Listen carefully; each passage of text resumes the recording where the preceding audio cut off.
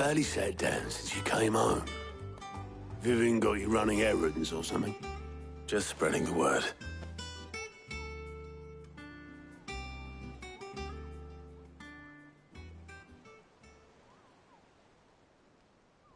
So, the Professor's got a soft side, has she?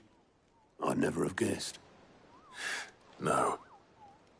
She was right, though. Everyone was glad to hear the news. Ah, but you ain't told everyone. I can think of plenty of friends back at the old hideaway who'd sleep more peacefully for knowing. Not least of all Sid. You should tell him. You're right. I should. And I will. Well, when you do, be sure to take Mid with you. She's been going at it hammer and tongs down at that workshop of hers, trying to do her father proud. I can't remember the last time she visited the old sod's grave. Very well. I'll suggest it.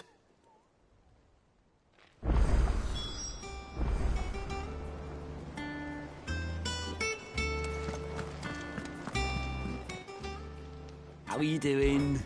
Here you go.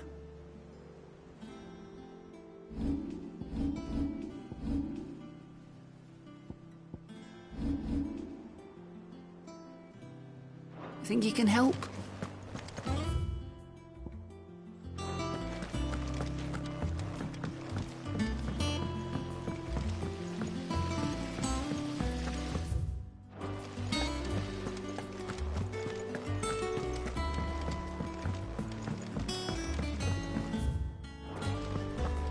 Think Mid might need some help tidying up. If I don't come up with something soon. All right, Clive? What do you want? I'm going to visit Sid, and I thought you might like to come with me. Sorry, I'm too busy for all that right now. I've got to get this thermal displacement stack sorted. Thermal... Displacement stack. Here. And this is for... Only the fastest, finest ship the world has ever seen. The Enterprise. Me and my dad designed it together. Where other vessels rely on the fickle winds to drive them through the water, ours is fitted with mithril engines. And those things have got more push than a behemoth in a bad mood, and more heat than all the hells put together. Which is where the stack comes in. I may have already talked some tight-lipped shipwrights into putting the hull together for me in a little dockyard in Canva. But the stack's a bit more involved, so I'm building it here. Thing is, it's so involved that I'm running behind and it's starting to hold things up over at the shipyard. I'll come and see my dad, though, when I'm done. Whenever that is. Is there anything I can do to help? Good old Clive. I were hoping you'd say that. First things first, I need some parts meching. The stack will be made up of 3 major components. There's the plating, here, that channels hot vapors away from the engine. The helm over the top, that disperses all that heat into the air. And the shielding around the sides. That stops the rest of the ship from going up in flames. A full suit of armor, then? Probably best to take it one piece at a time. Then you'll need to start with the plating. Everything else fits onto it. I've got the designs and the list of materials here. Show these to Blackthorn. He'll know what to do. I can't make head nor tail of them. Luckily, you don't need to.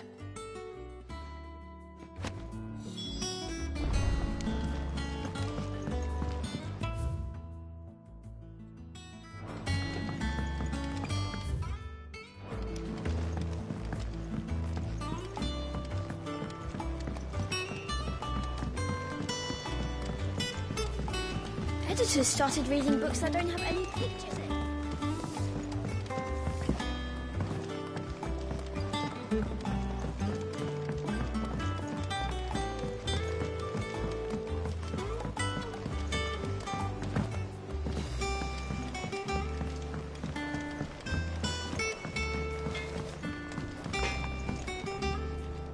Blackthorn, Can I ask a favor? Out with it. It's for Mid. This my last chance to say I'm otherwise engaged. Spare myself the arseache. Go on then. What is it this time? She said you would know. Here.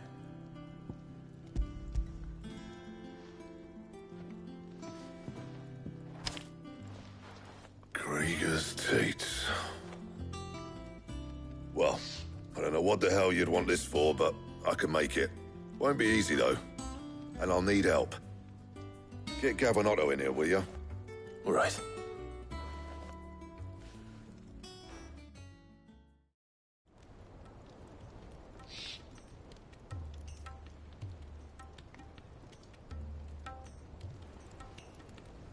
So Mid's roped us all in here again, hasn't she? Typical. Still, if that's what it takes to get her to visit Sid's grave, I'll do what I can. And, what is it we need to do, exactly? Take a look at this. It's this plating. The usual saw grade steel won't work. We need something that can get very hot, very fast, and still keep its shape. That means an alloy. Something that won't break or buckle at the temperatures she's talking about. Which is where you lot come in. I need materials, and I've got my work cut out already. You'll have to fetch them. Now, there's a special kind of sand I'm after that you can only find out in the Velcroy. Stardust, they call it.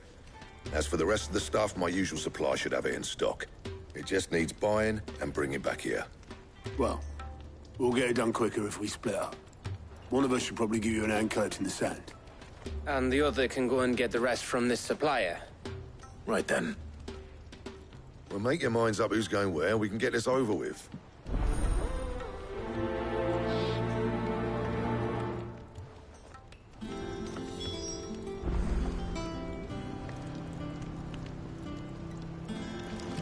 Up to you who you take to the desert.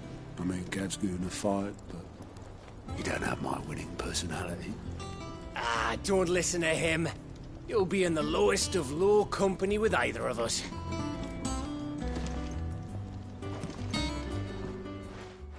You going after the Stardust then, are you? Which one of these two lucky souls is going with you?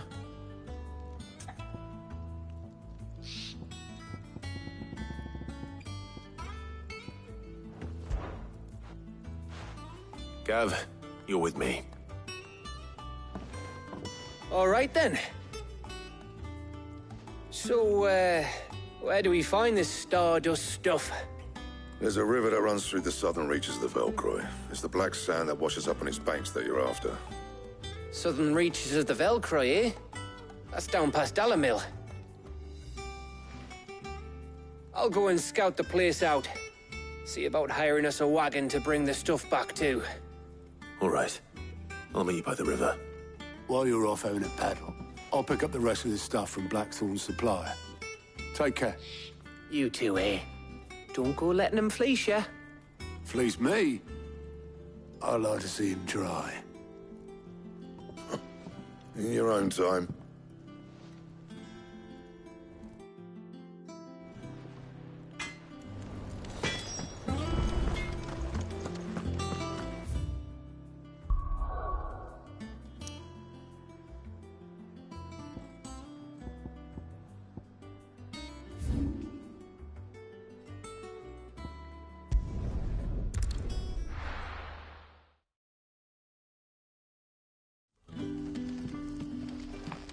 Good day to you.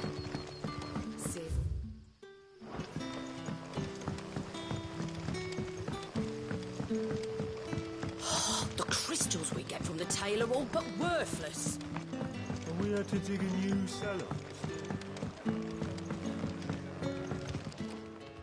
Ah, Clive. Your timing is exquisite, as always. I have a concern which you may be able to assist me with. Go on. There are whisperings afoot of shadowy figures having been sighted outside the village. Rustlings in the undergrowth, suspicious noises. My people fear that they are being watched.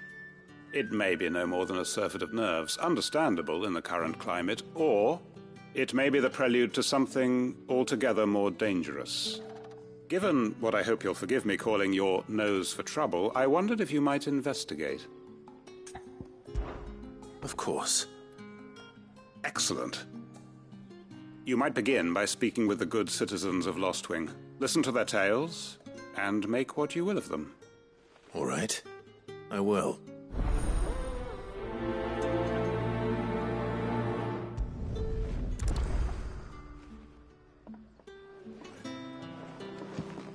Hello, Sid. Take it. Right. Let's see what the people of the village have to say. I'd better find out if this is just nerves, or something we need to take more seriously.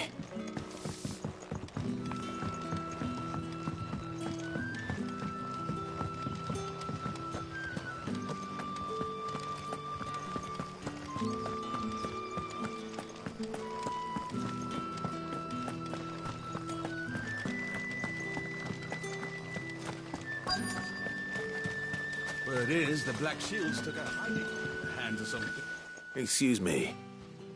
Quinton mentioned strange figures having been sighted near the village. Have you seen anything? Nah, not me, Gov. I heard the rumours, though. I'm here most days, right next to the gate, and I ain't seen nothing out of the ordinary. Don't worry. Any shady characters try and slip into town this way, and I'll soon come running. And shouting, most likely. All right. Thank you.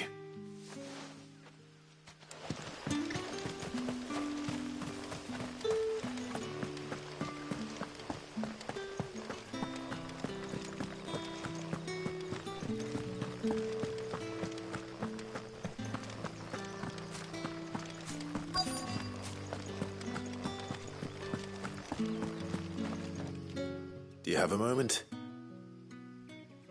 There's talk of suspicious figures in the woods. Have you seen anything out of the ordinary? No, but I've heard something. Sound of scraping metal, like someone sharpening a sword. Where was this? In Lorbert's Pass. Was out foraging for herbs when I heard it, screeching out from between the trees. Ran back here as quick as my legs would carry me, and I ain't been back since. I see. I'll look into it. Thank you.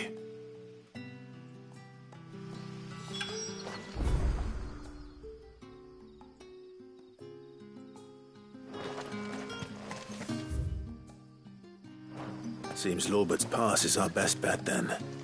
What do you say, Torgal? Shall we go and investigate?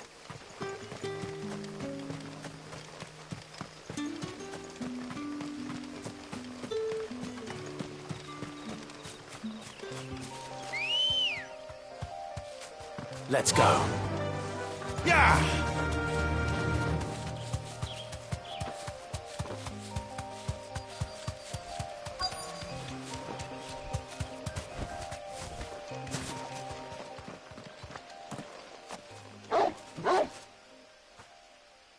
You there. Fuck! He's seen us. Get them before they escape!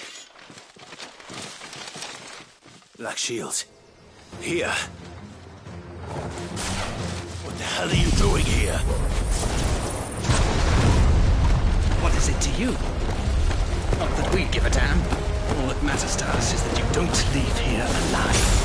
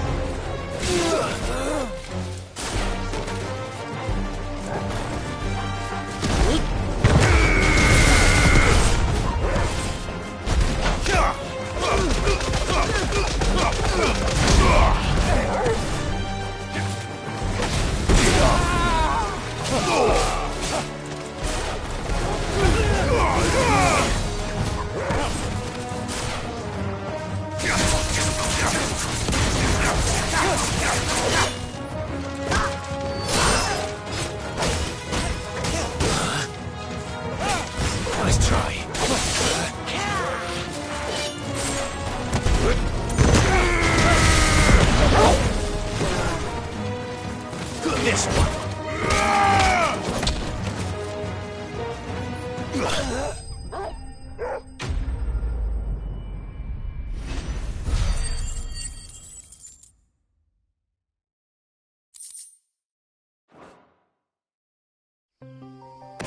Why were they here?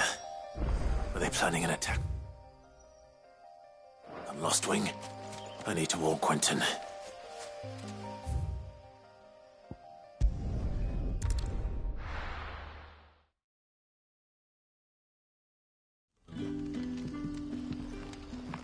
Good day to you. Sid.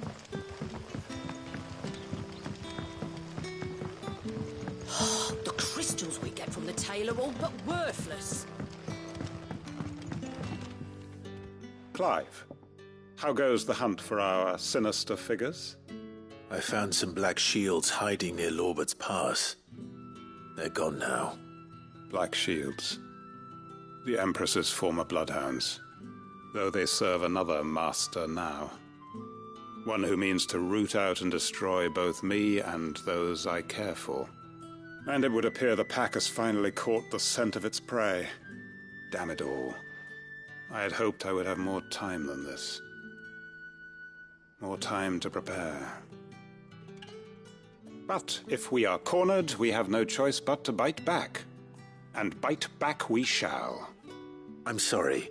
You're going to need to explain. Who did the Black Shield serve now? And why would that person want you dead?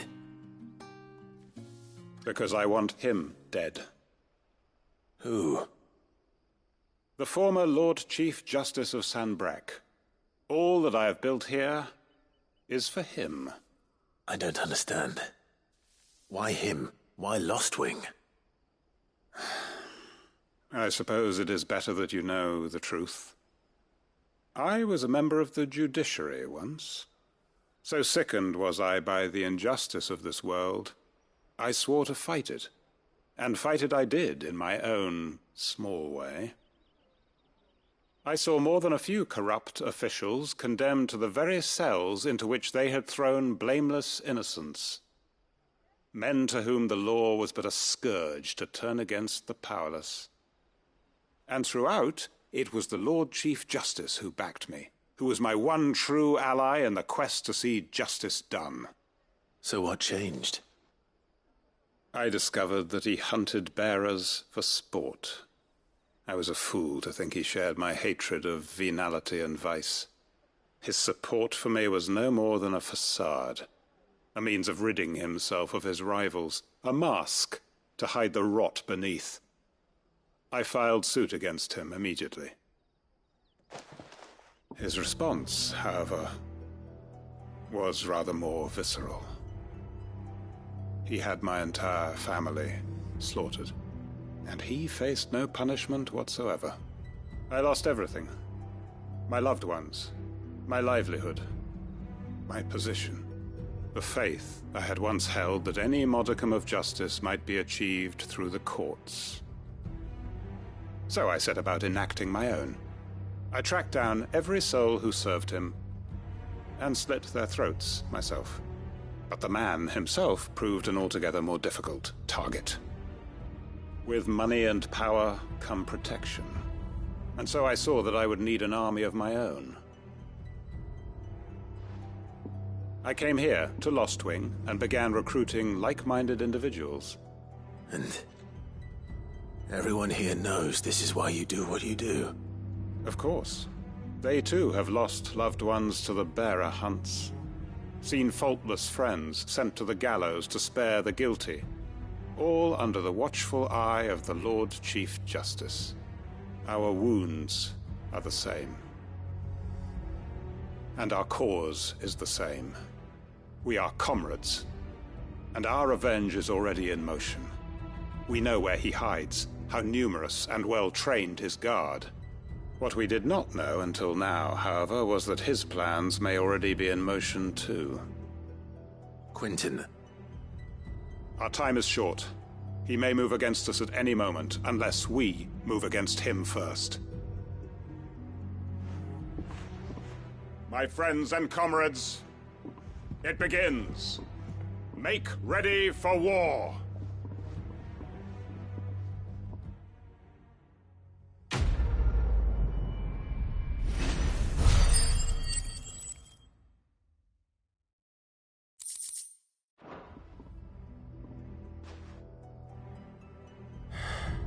I'm not going to change his mind.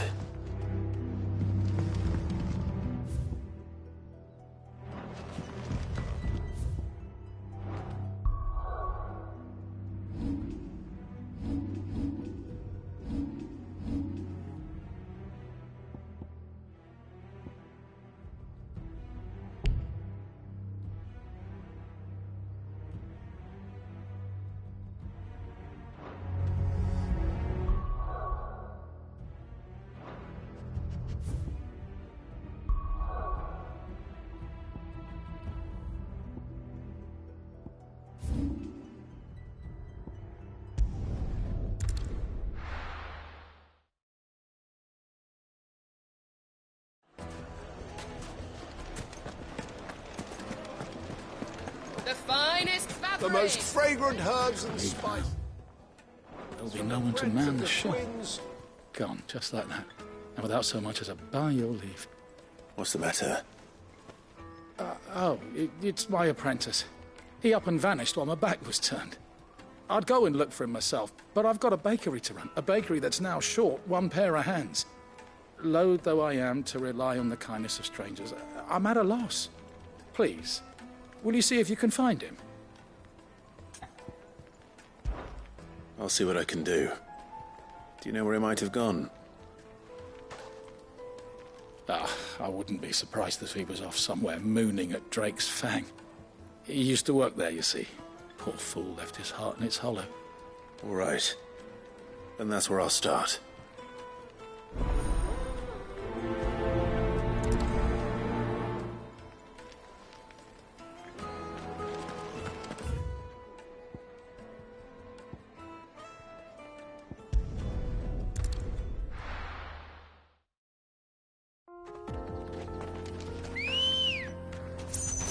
Good girl.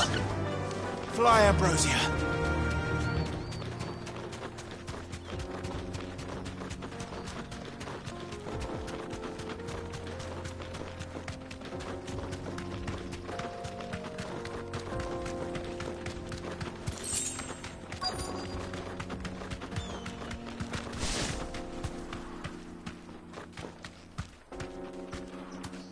Thanks, girl.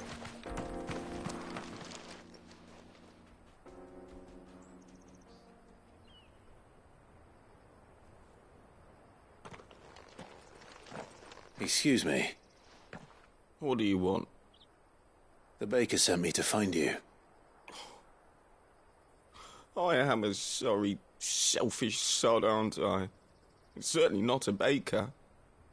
Master must rue the day he took me in. Time was the sight of the Fang used to calm my nerves. But now look at her. I take it you missed the Mother Crystal. I hated her, but she was all I knew. Worked her mines for years. And when she shattered, part of me shattered with her. I had to trade my pickaxe for a rolling pin, but I'm no good at baking. Every loaf I touch collapses. My bread's as hollow as I am.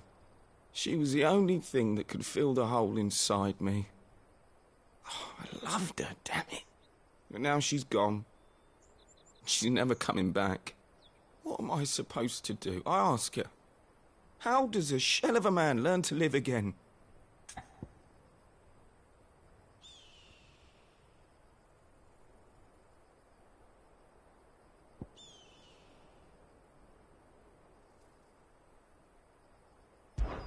Try to remember the good times.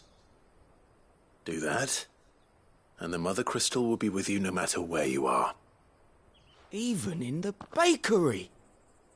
What a fool I've been. Thank you, my friend, thank you. You've opened my eyes. I have to get back there right away. Farewell! Wait.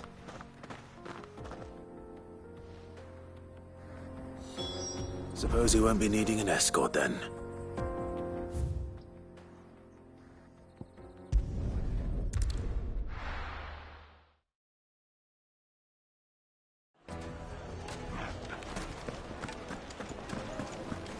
The finest fabric! Take a sniff, good sir. Ah, there you are. The man who lit a fire under my wayward apprentice. Though I worry you might have stoked the flames a little too high. He damn near ran me down trying to get to my oven. Master, it's ready. Behold the Drake's Balm. A truly unique creation. I dare say it is. Just look at it. A perfect likeness of the Fang herself. Her steepled peaks, her fulsome spurs, her inviting hollow. True, my loaves collapse more often than not, but what's the Fang without her crater? Why, no Fang at all. And look, inside. She's filled to bursting with a bounty of beautiful crystals. Salt crystals! Master, I have found my purpose. I must use my work here to preserve the memory of the Fang.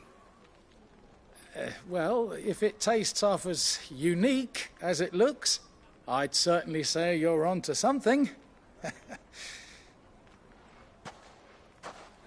Not only is my apprentice back, but he's finally pulling his weight. With any luck, I might even have a new delicacy on my hands. I don't know how you did it, but you have my thanks.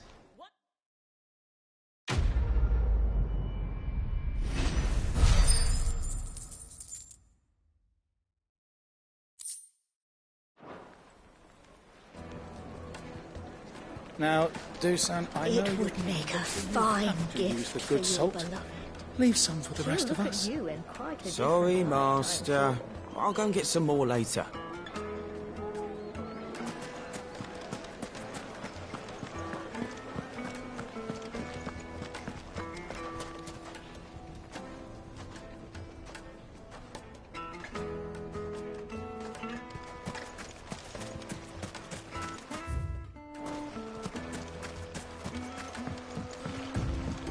Looks like I found the river. Now where's Gav?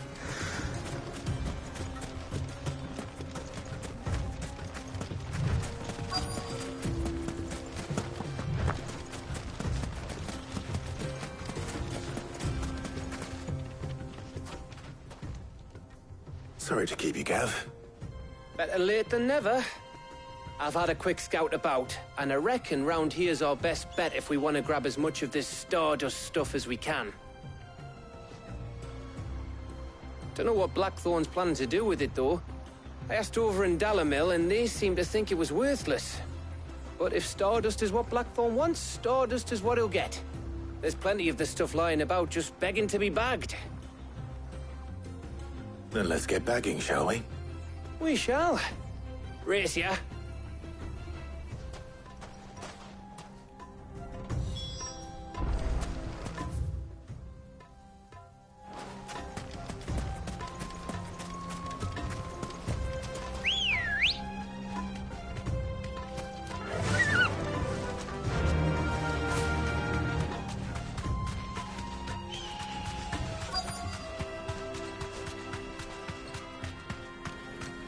Whoa.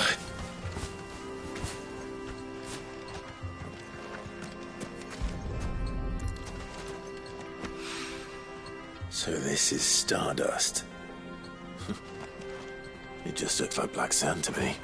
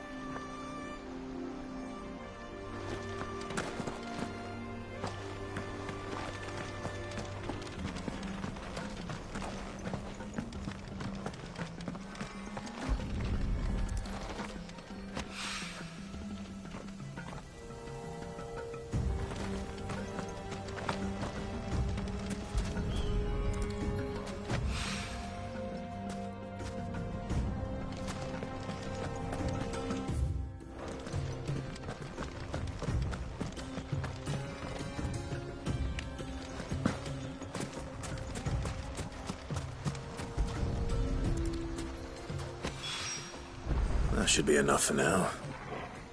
Let's see how Gav's getting on.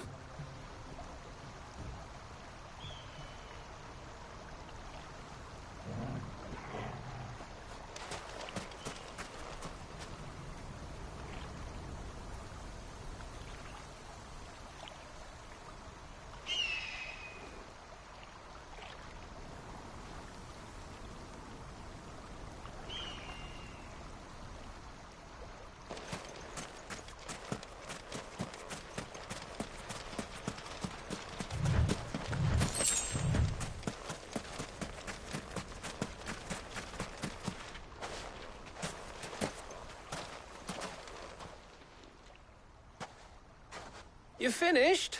How much did you get? Enough. I hope.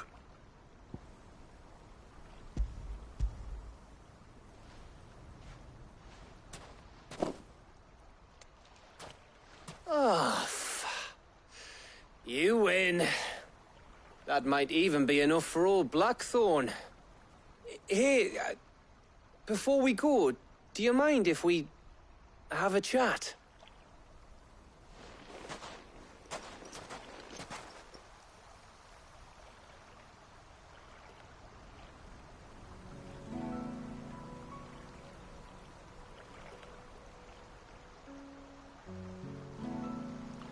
Feels like ages since we had the chance to talk. You know, man to man like.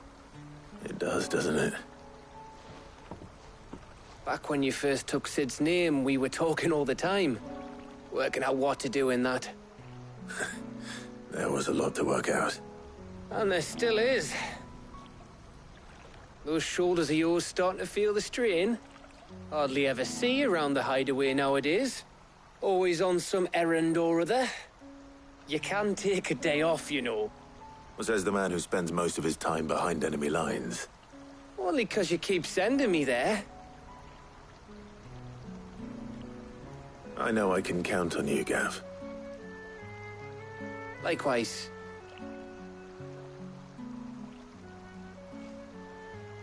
So you keep sending me wherever you need to, and I'll keep going. Safe in the knowledge that I have a home to come back to. Thanks to you.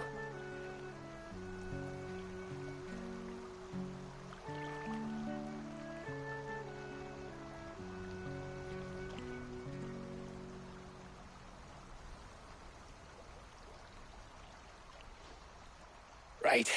That's enough soppy shite for one day. We'd better get this lot back to Blackthorn before he slings his hammer at someone. You go on ahead. And try to get some rest once you're there. Oh, I plan to. Believe you me. After Blackthorn gets what he needs, of course.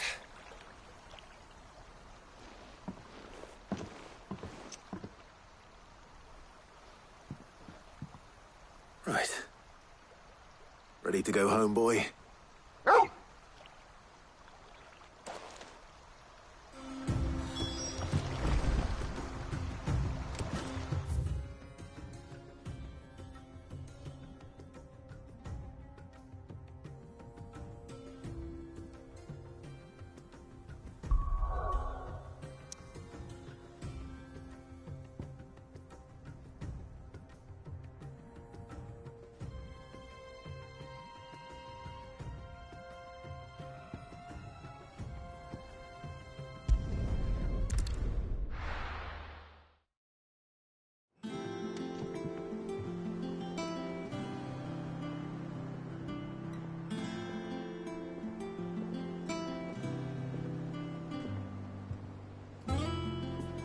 Let's hope this is all Blackthorn needs.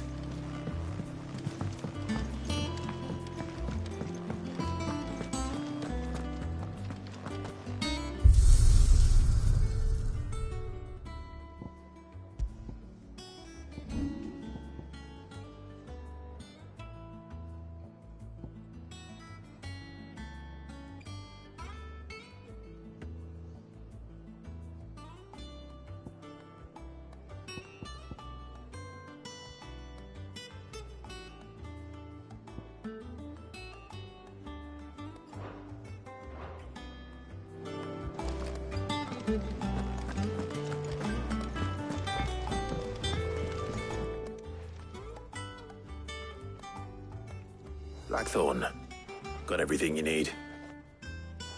Yeah. Yeah, I do. Cheers for the Stardust. Should be enough to be getting on with. We should go out on maneuvers together more often.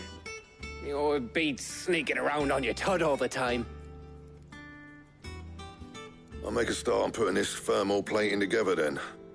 It'll take some time, mind. So if you've got other things to be getting on with, I could do without you breathing down my neck. Thank you, Blackthorn. I'll let Mid know construction's underway.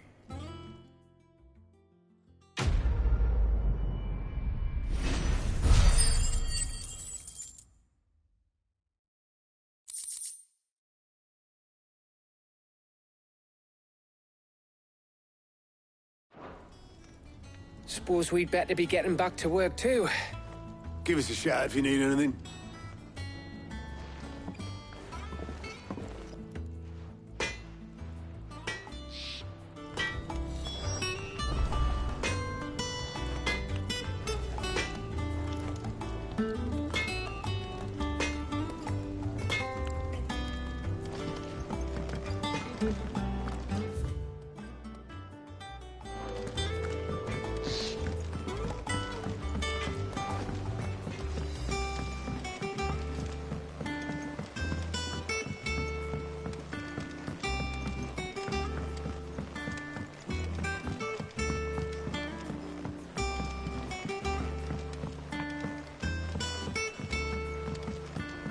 Mid hasn't been usual.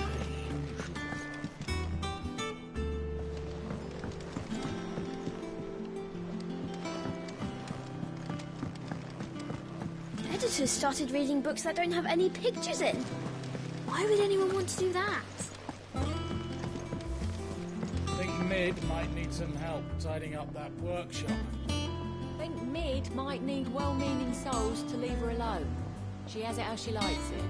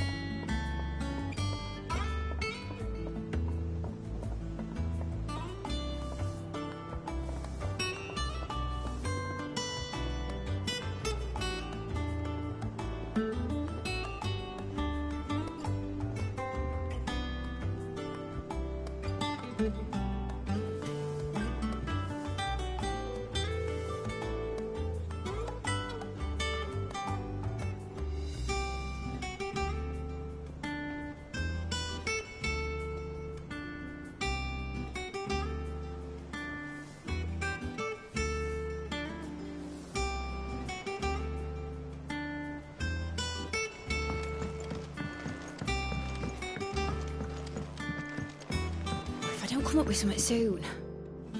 You'll be pleased to hear that Blackthorn's started work on the plating. Excellent. 1 down, 2 to go. So, what's next? The helm, of course.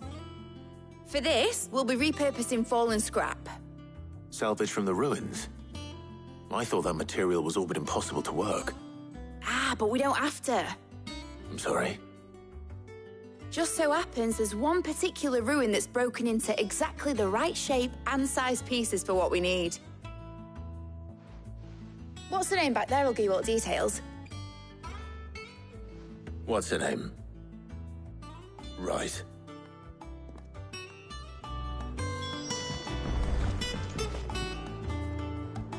Oh, Sid, is this about the helm? Yes. Mid said I should speak with you. I'll show you the plans then.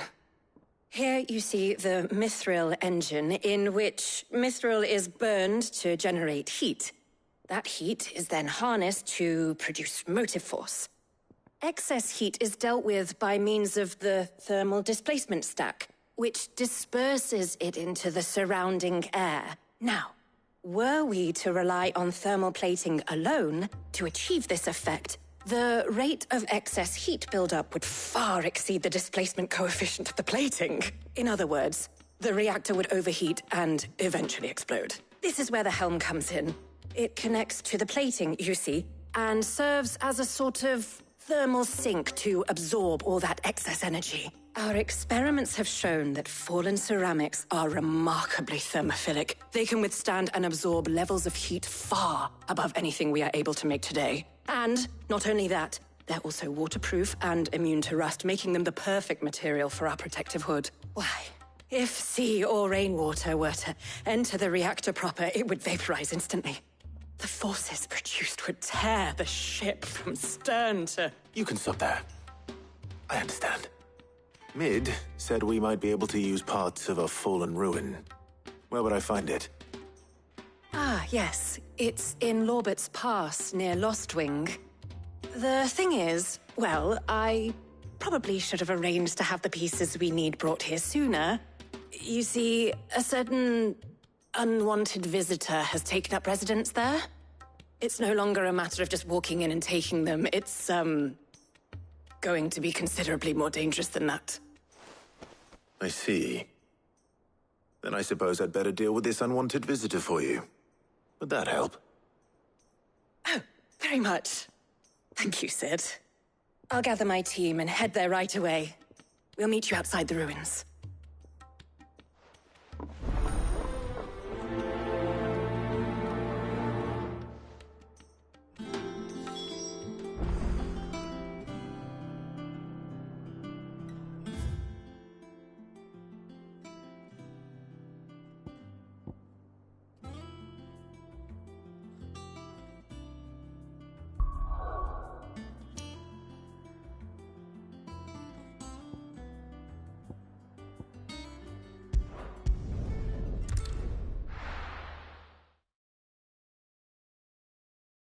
I'll be taking you all to a storehouse in the Bales.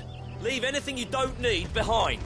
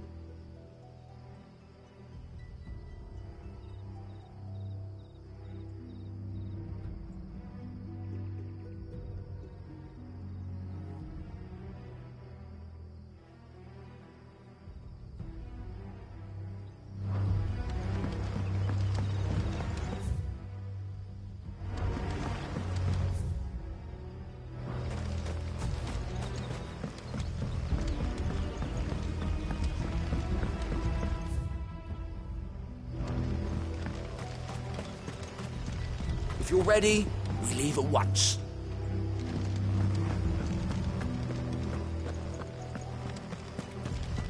Come, my children, the reckoning is nigh.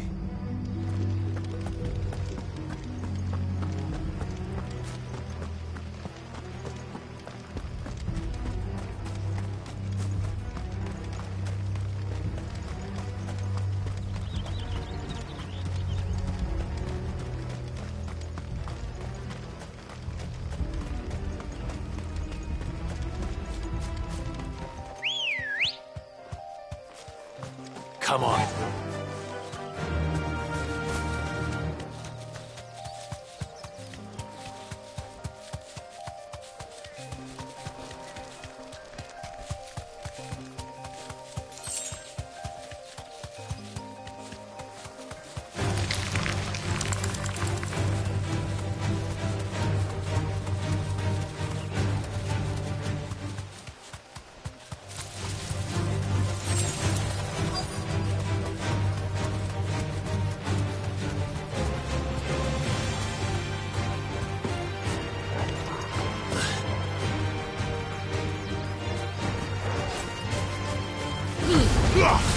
All yours, Torgal.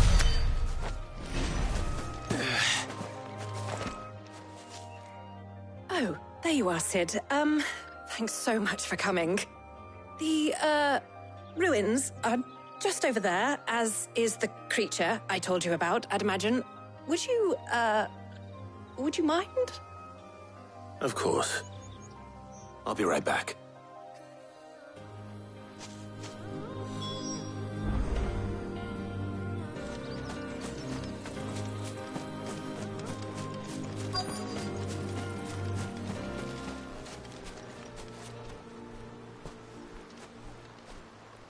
Anybody home?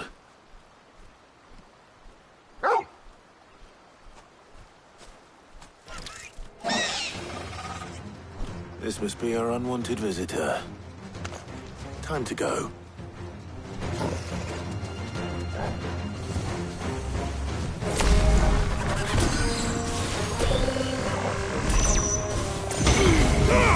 Vogel, kill!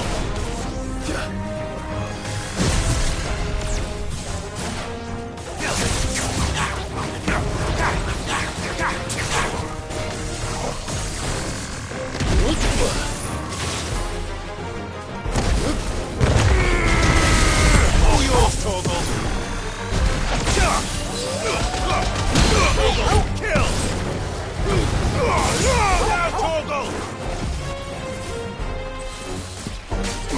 This one! Go, Torgal!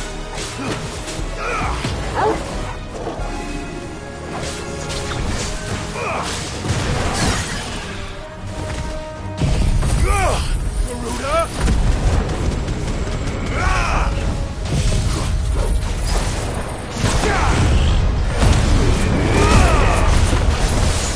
Torgal, kill!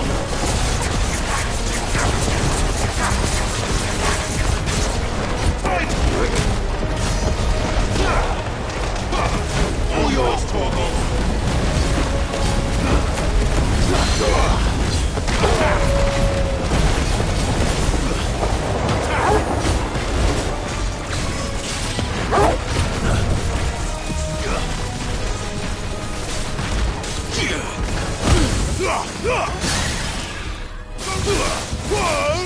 All yours, Torgal!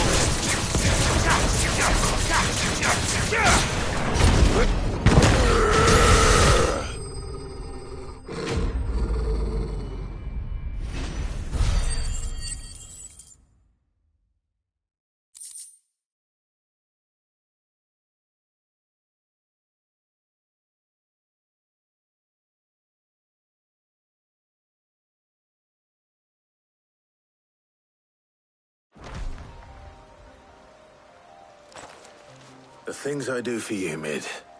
Sid! Oh, thank goodness you're safe. You shouldn't have any trouble now. Indeed. Well, don't let us keep you. We'll, see that everything is transported safely back to the hideaway. All right. I'll let Mid know you're on your way.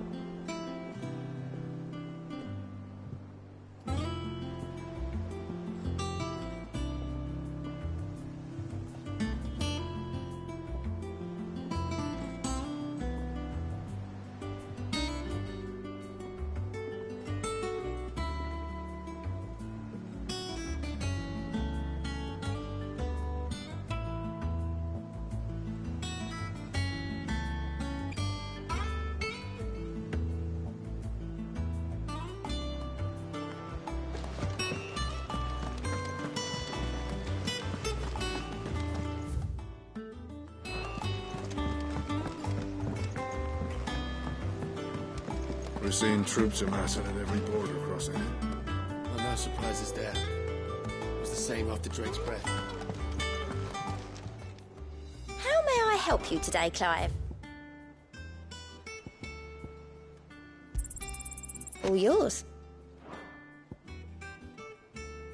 All done?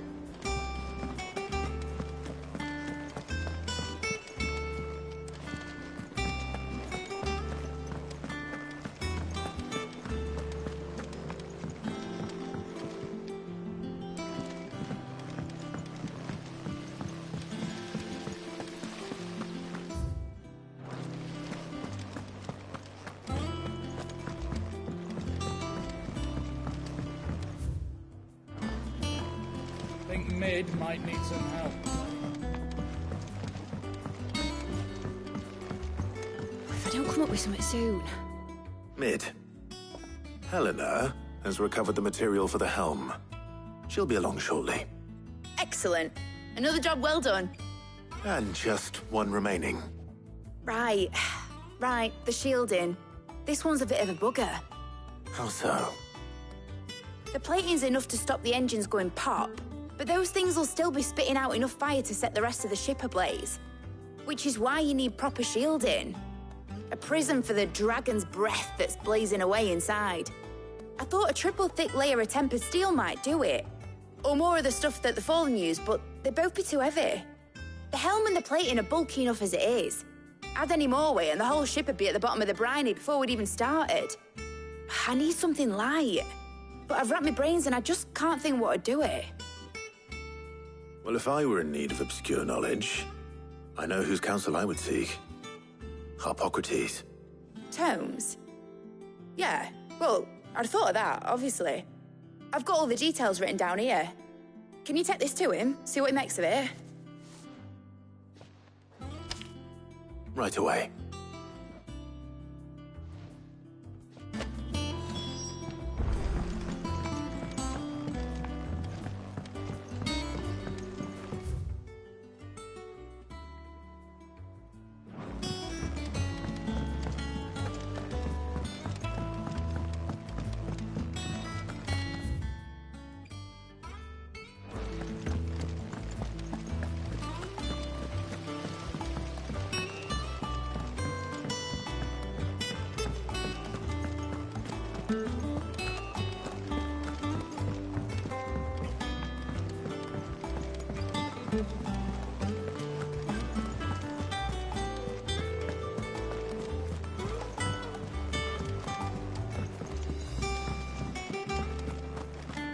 Thanks to Sid.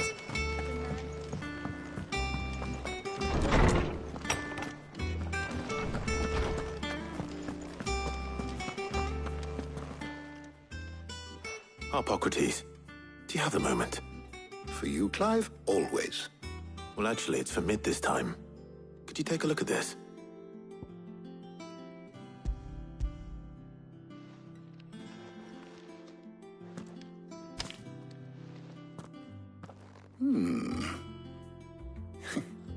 Shielding for a mithril engine. Whatever will that girl think of next? And what are these notes around the edges? She has some specific requirements for the materials. The shielding needs to be able to resist extreme heat on the inside, and yet remain cool enough on the outside not to set the ship alight, while also being light enough not to sink it. As you can imagine, she's struggling to find anything that meets her needs. I see. I wondered if you might know of a solution, or if you might be able to search the records for one. Perhaps it is not a different material she requires, but a different approach. What do you mean? Consider the lake we have made our home. Its blighted waters eat away far more quickly than fresh water or even brine, at timber and steel alike.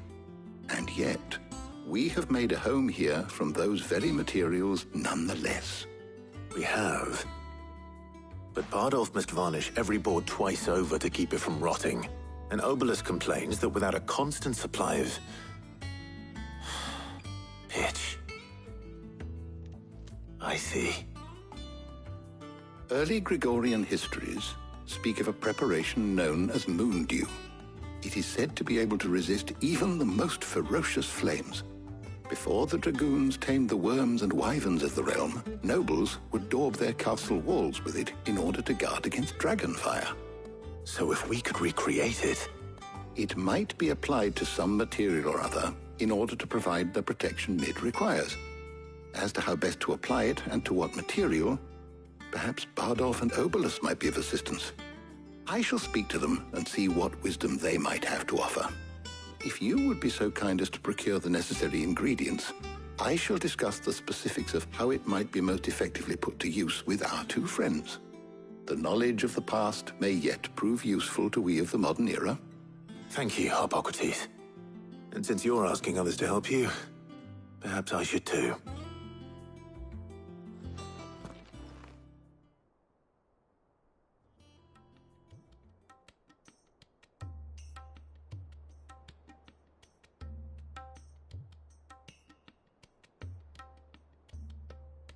So you need a hand, do you? We do. I'll be heading to market for the ingredients we need. I could do with some help. And some company, too. The other can assist me in researching how best to prepare the shielding itself. Can we count on your aid? Always. Well, if Jill's game. Thank you. I am sure either of these fine young minds would prove indispensable in my research. I leave the decision as to who will go with whom in your capable hands, Clive.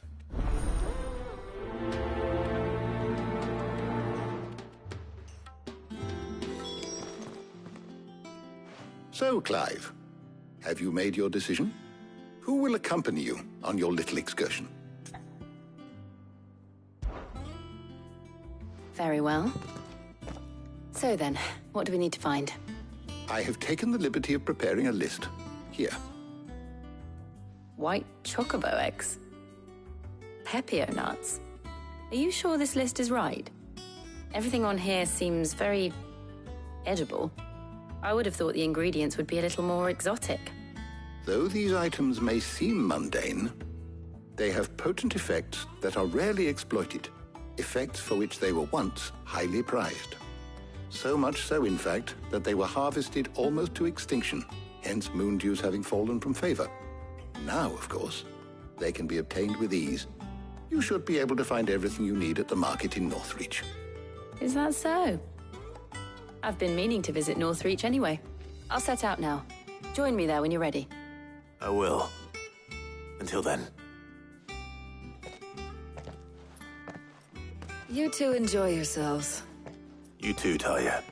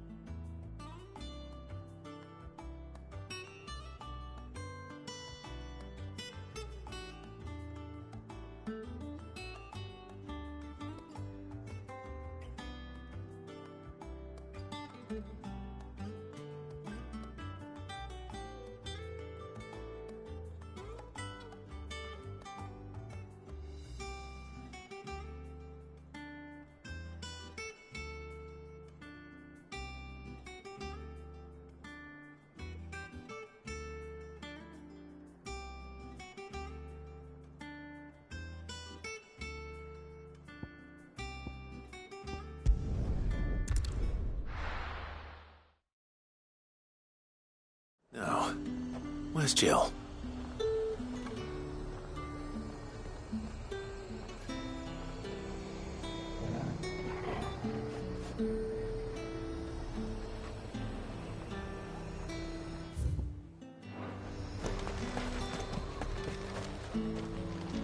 Keep them pilchards nice and chilled. Are those Pepio nuts? How goes the hunt for ingredients? I've only just started. I'm sure everything we need is somewhere amongst all these stalls, though. Why don't we split up and see? We'll take a couple of ingredients each. All right. What am I looking for? How about you look for the Pepio nuts and some garlic? I'll find the other things we need. We can meet by the gate when we're finished.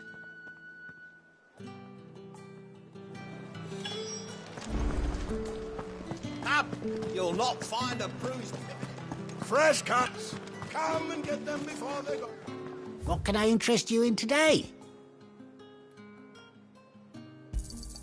I hope it's to your liking.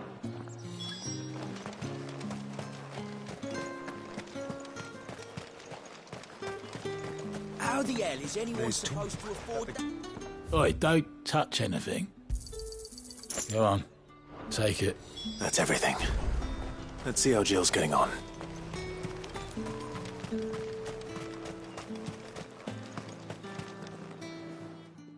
Did you find everything? I did. Here.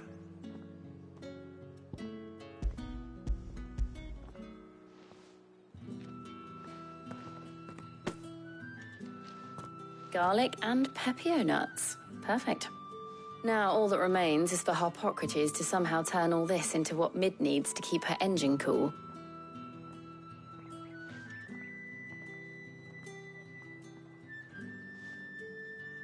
But before we head back, would you walk with me a while?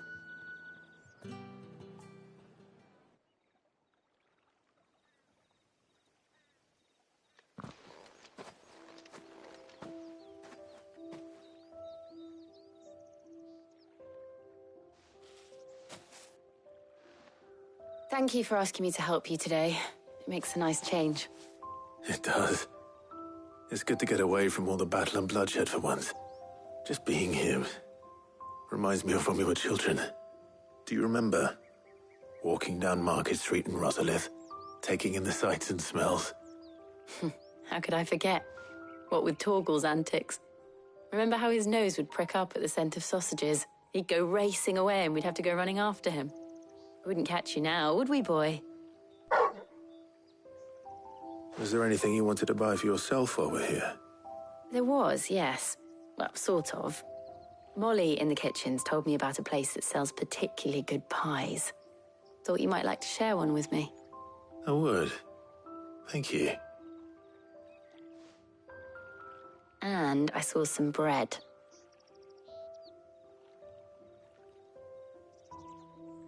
Big white cobs like the baker back in Rosalith used to make. What do you think? I thought we might get some soup to dip it in. But then I tried a slice of the butcher's dry-cured ham and it was just... oh. You all right? Sorry. It's just... you're right. I really do feel like a child again being here with you.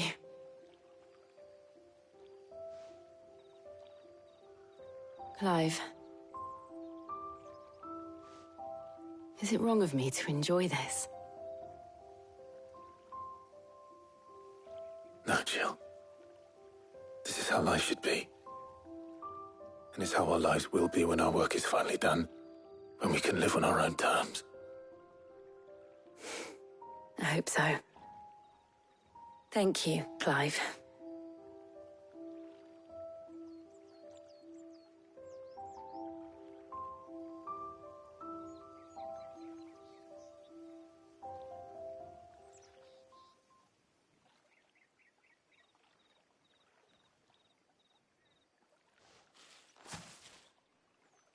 Well, I suppose we better be getting back.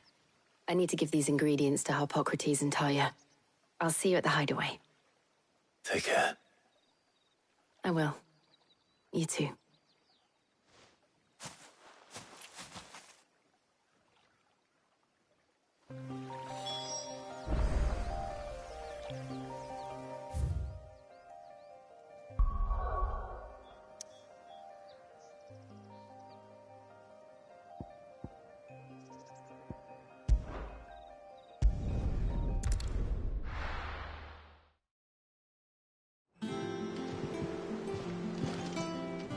I wonder how Harpocrates is getting on with the moon dew.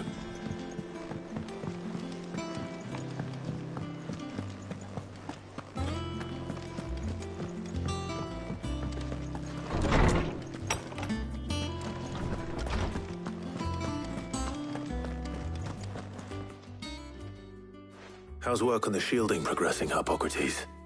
Well, very well indeed. And thanks in no small part to your kind assistance. I was just explaining to Talia how we might best go about preparing the moon dew. And now that we have all the ingredients, we may begin. You can count on me. I've mixed more than a few mysterious concoctions in my time. I'm sure you have. What about the shielding itself? Work is underway, under the watchful eyes of Bardolph and Obolus. Apparently, it'll be ready soon. Thank you. All of you. Right then. Jill, would you join me in the infirmary? Many hands make light work and all that. Of course.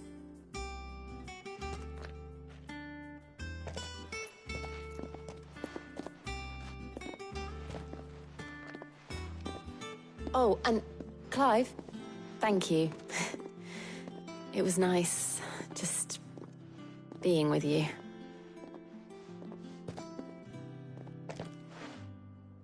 It appears our work here is almost at an end.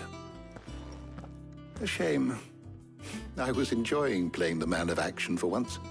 When both the shielding and the moon dew are ready, it will merely be a matter of applying the one to the other, followed by a rigorous process of testing and retesting, of course. Perhaps someone ought to warn young Mid of that. Leave it to me. Thank you, Harpocrates.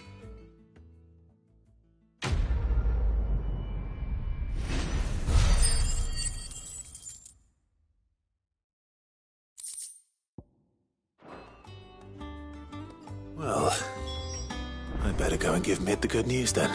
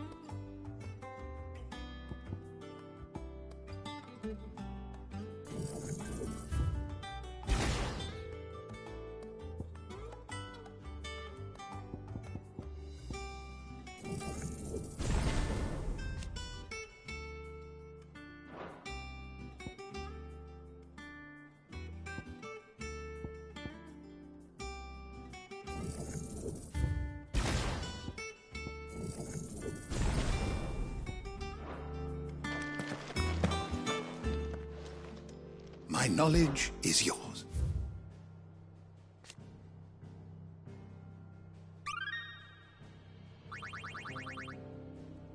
You wish to study the tomes?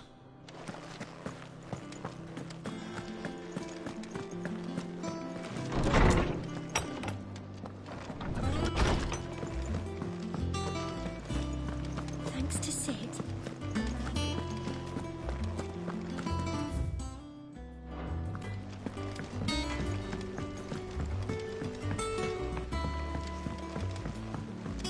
I went up to give some grease to the chocobo.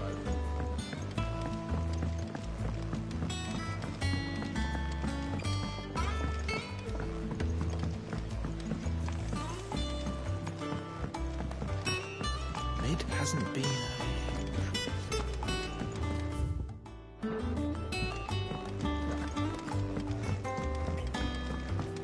Editors started reading books that don't have any pictures.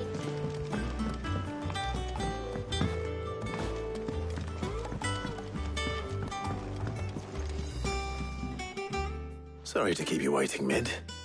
But you'll be pleased to know that work on the shielding is underway. You found something for it? In a manner of speaking, Hippocrates knew of a substance that's highly resistant to heat. A coating that should provide the protection you need. He's supervising the construction and testing of the shielding as we speak. Brilliant! I knew you wouldn't let me down. Don't thank me. I'm just the errand boy. Right then, better start working out how to bolt all these bits together. To the Black Hammer!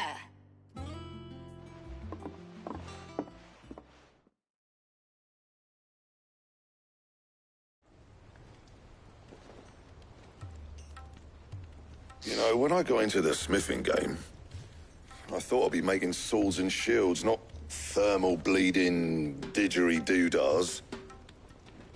Displacement stacks. Same difference. Whatever you call it, I ain't putting it together in here. It's cramped enough as it is. Let's take this outside. Mid, you get all the parts lined up on the deck. I'll take care of the rest. On my way! Oh, and bring me the biggest hammer you can find. This is gonna require some precision walloping.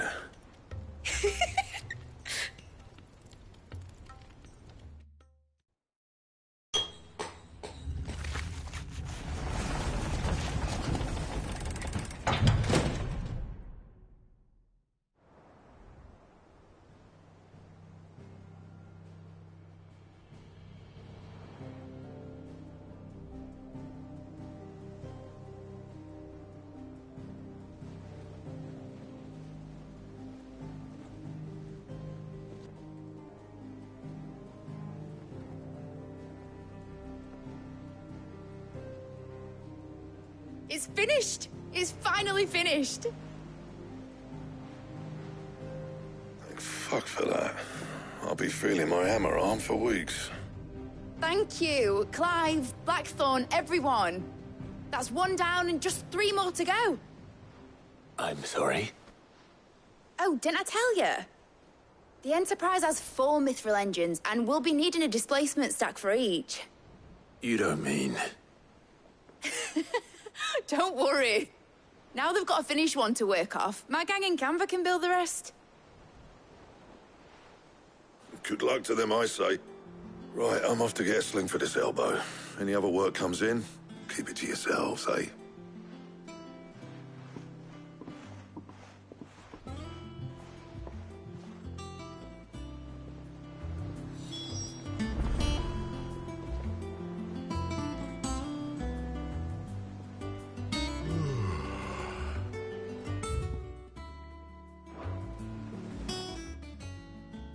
What's the matter?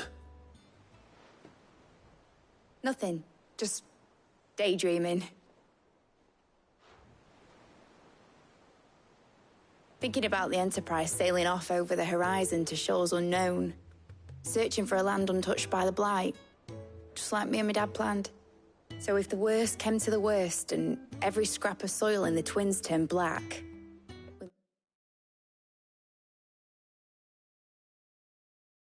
might still have a chance. That's what she was meant to be. You see, one last chance just in case we needed it. But now she's so close to being finished, I've realized I don't want her to be that. I don't want her to be just a lifeboat for us to cling to if things get desperate. I want people to sail aboard her by choice, not from the lack of it. In a world where we're not just trying to survive, but where we can actually live. I'm working on that. And I'll do everything I can to get you what you want. Don't you always? All right. My mind's made up. As soon as the Enterprise is fit to sail, I'm putting her under your command. Sod our plans, I'm trusting in yours. Are you sure about this? Something tells me it's what my dad would have wanted. He'd be proud of you. You were gonna visit his grave, weren't you? I was. And you can come too, now that your little project is finished. Right. There's just one thing I need to finish up first. Won't be a mo. All right. I'll let Otto know you're coming. Meet us in the mess when you're ready. Aye, aye, Captain.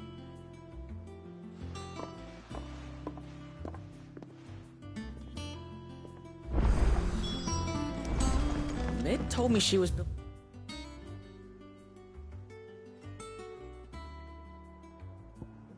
a ship. Is that the thing Tomes helped to build?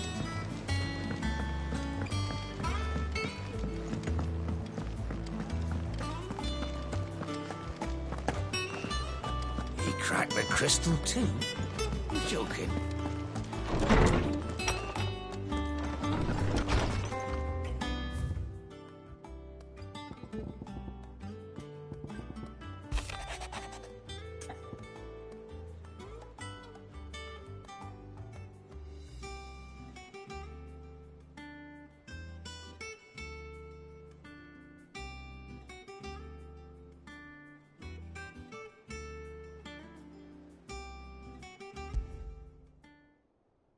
Trouble with the ledgers. Shouldn't he be asking Otto for help?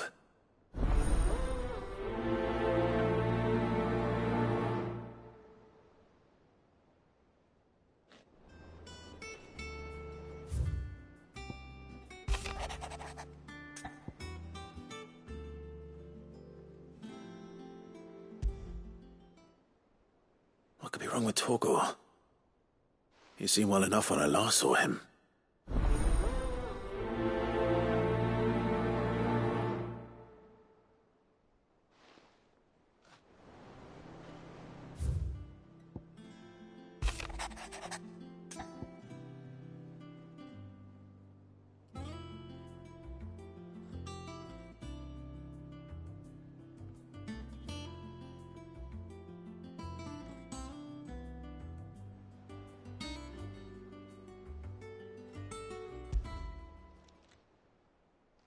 Hopefully it's nothing. But I should speak to Blackthorn just in case.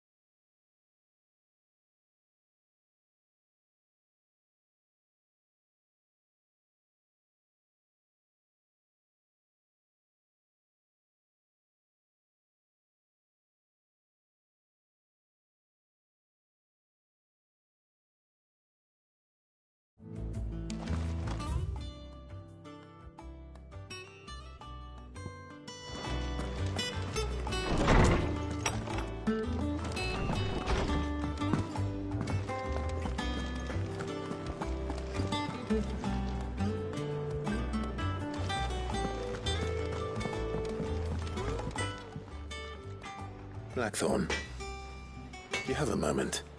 Not really, no. This won't take long. I just wanted to ask how you're getting on. August was worried about you, and you might still be doubting your craft, even after learning the trick of that cuirass. Is there something else weighing on your mind? Perhaps sharing your thoughts might help.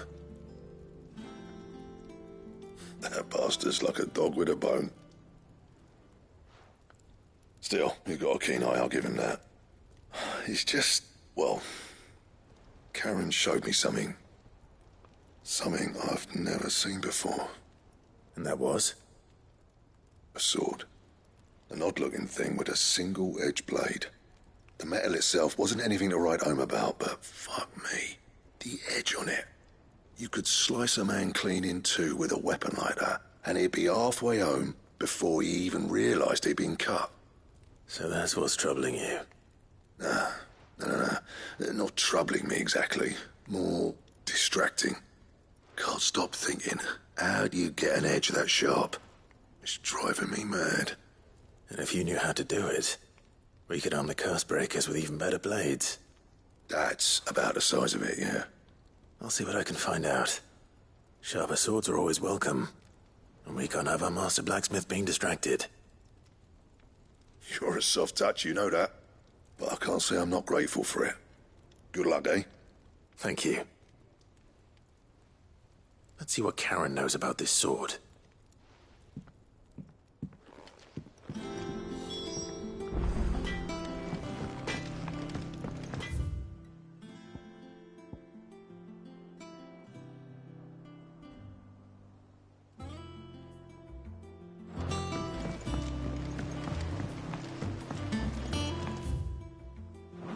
I went up to give some greens to the chocobo.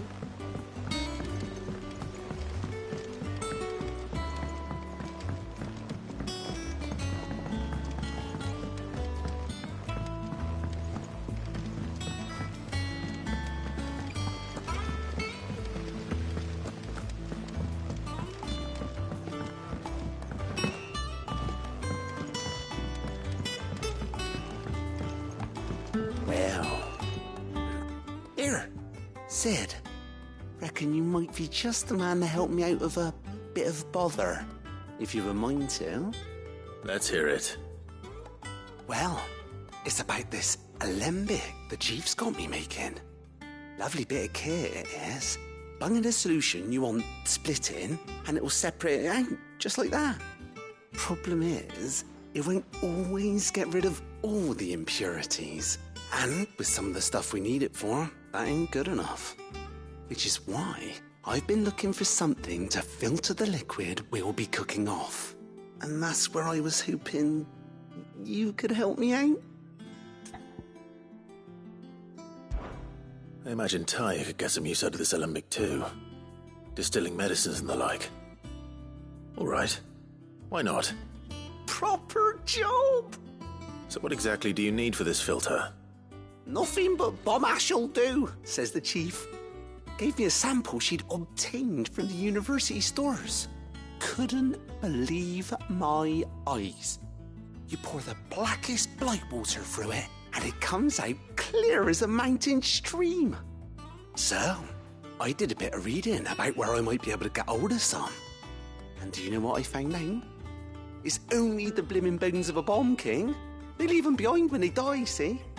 I take it that's where I come in.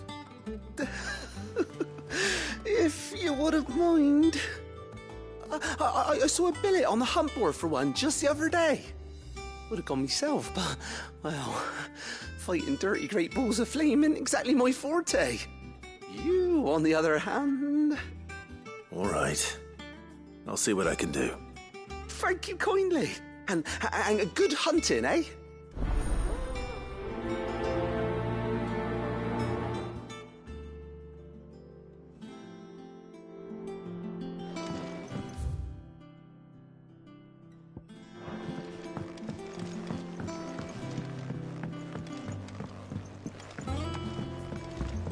I think Mid might need some help tidying up now.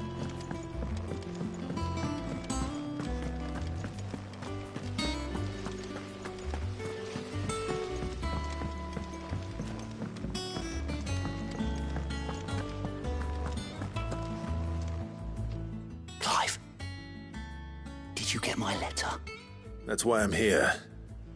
Shh. Otto might be listening. Is this better? A little. Listen. I've some bad news. It turns out the Hideaway may be slightly behind in its payment to certain lenders, and it's maybe my fault. But I swear to the goddess, I thought I had the numbers square.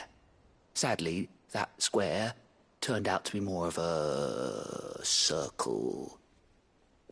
0, you might say. I can straighten it out, I swear, but it's going to take some time, and I'm going to need help keeping it from Otto. Bit late for that, I'd say. There you are! What a surprise! So let me get this straight. You forget to pay our lenders what they're due, and instead of coming straight to me, you get Clive to come to you. And I hope he'll dig you out of the hole you've dug for yourself. Clive, the man in charge of the place you've been cheerfully trying to bankrupt. And you thought this was a cunning plan. Why?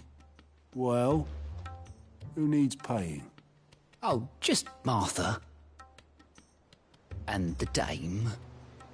And, well, Lady Karen. But only 500 talents.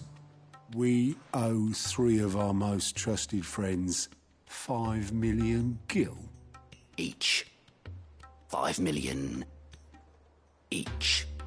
They lent us the bulk of the money we used to rebuild the Hideaway, you see, and, well, I must have made some sort of oversight. Those ledgers were my responsibility, and it was my decision to entrust them to you. This is my fault. Do we have that much to hand? I can always ask my uncle. No, we don't. And no, you won't. We've lightened Lord Rosfield's purse enough. After the king's ransom we had off him, he deserves better than to see our begging bowl. Besides, we'll need to learn to stand on our own if we're gonna make this work. All right. But that doesn't mean you have to shoulder the burden yourself. Is there anything I can do to help? There might be. How'd you fancy taking these to Martha and the dame? Rocks. Rocks, he says. Worth 1,000 talents apiece, these are. A little something Sid and I set aside for when times got lean. And I reckon 15 million in overdue debt probably qualifies. I just hope our associates' eyes are a bit more discerning than yours. I'm sure there will be. Should be me making the rounds, really. But you know how it is with this place. Orders to bark, arses to wipe, and all that. I know. Which is why I don't mind going in your place. Go. Do you know why I only gave Master Clive here 2 star rubies? Because you'd rather Lady Karen killed me. Because I'd rather Lady Karen killed you. Yes. Well, I suppose this is goodbye then. Don't worry. I'm sure Karen will understand. Really? Do you think so? No, I don't.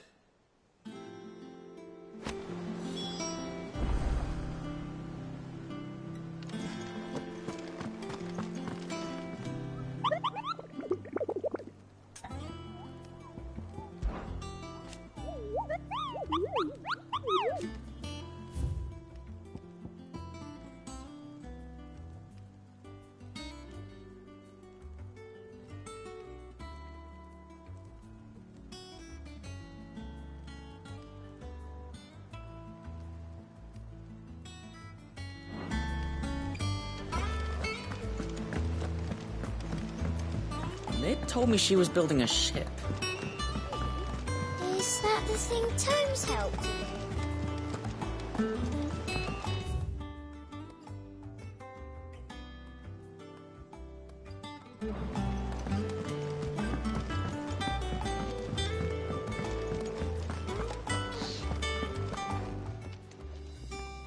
I got your note. You think something's wrong with Torgal? So you can read. Congratulations. But I didn't say how we're wrong with him. I said something weren't right. He's not been eating me treats. He used to love cracking the bones from Molly's boiled brown, but now he won't so much as look at 'em. Didn't like him. Which is why I'm of a mind that his mind's on something else.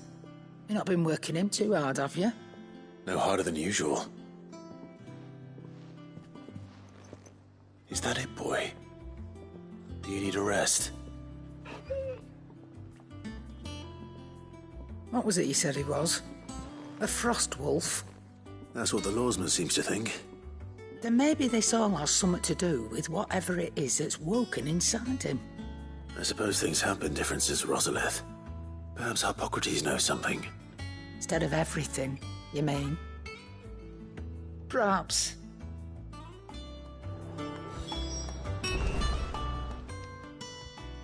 You're looking well, Karen. What do you want? Out with it. I want to know about the sword you showed Blackthorn. Single-edged and extremely sharp. Running around after him again, are you? I suppose I am, yes. But I need to help him find out how to work an edge like that. It's driving him to distraction. Little wonder, I suppose. There's not many like that make it as far as the twins, and those that do go straight into private collections.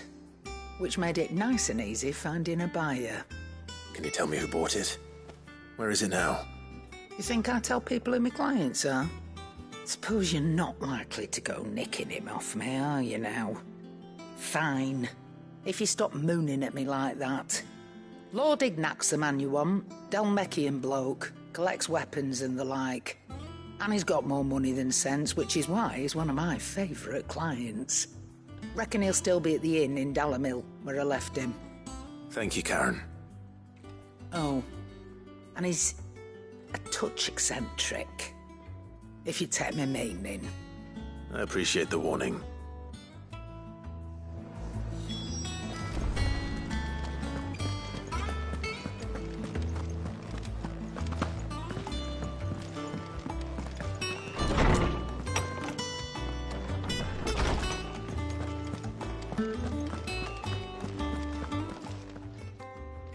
Lawsman, I need to ask you about Torgal. Something's not right with him. He isn't ill, is he? I don't think so. But according to Lady Karen, he seems to have lost his appetite, which is certainly a new development. She says he's hardly been touching his bones of late, and she believes it may have something to do with what happened at Rosalith Castle. I rather think she might be right, though not about his appetite. All canids are instinctively inclined to crack open bones for the rich marrow that resides within, and I see no reason why a frost wolf should be any different. Accordingly, I suspect it is not a lack of appetite that afflicts Torgal, but a surfeit of it. If we assume that his newfound magics require additional nourishment to sustain, it may well be that the bones Lady Karen is accustomed to providing are no longer sufficient. Frost wolves, after all, habitually prey upon far larger animals, whose bones may yield altogether different nutrients. As to where one might find a suitable substitute, some antelopes that graze the meadows of eastern Rosaria have been known to grow to a size more than double that of their lesser cousins. I don't recall ever seeing any that large. And little wonder. The oldest and largest such creatures rarely leave the safety of the highlands for fear of predators. The last elder antelope sighting I recall hearing about took place near Cressida, and that was long before the village was abandoned. Even so, it seems like a good place to start. Good hunting, Clive.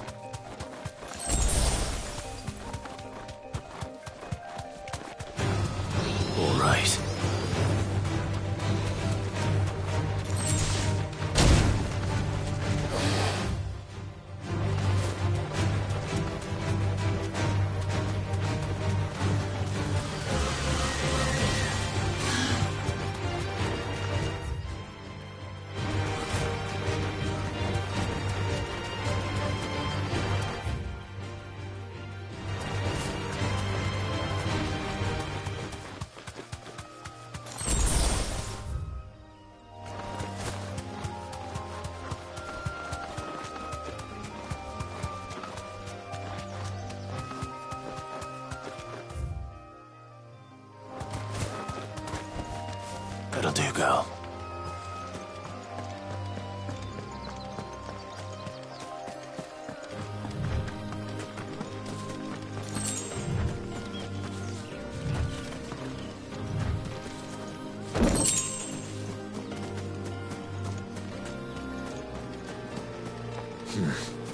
Not here.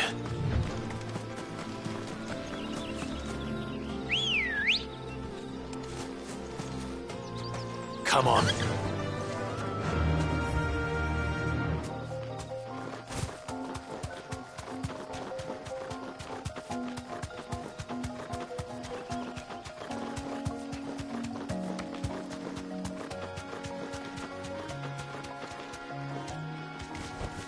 No need to ride from here.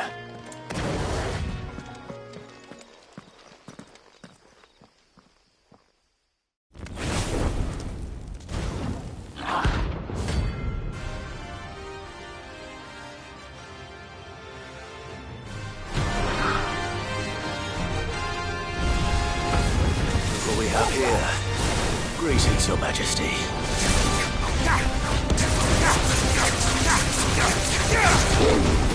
Titan!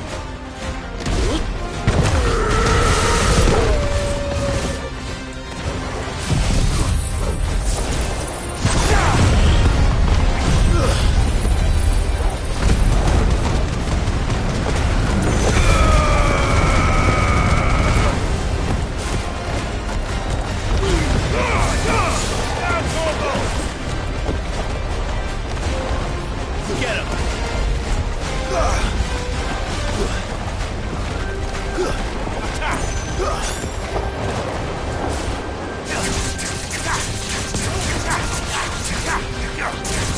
Get him! Nice try.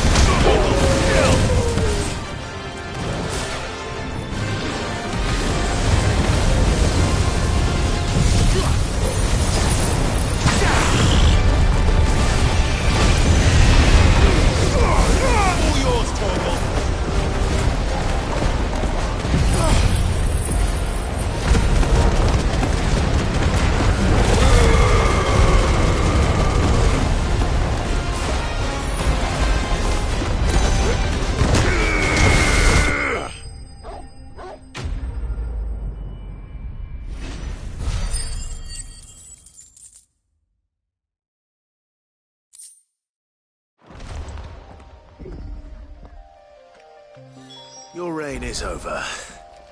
Now to collect the ash. This looks like the stuff. Let's see if there's any more.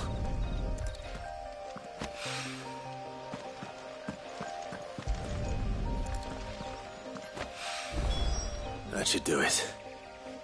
If Hawaii needs more than this, he can fetch it himself.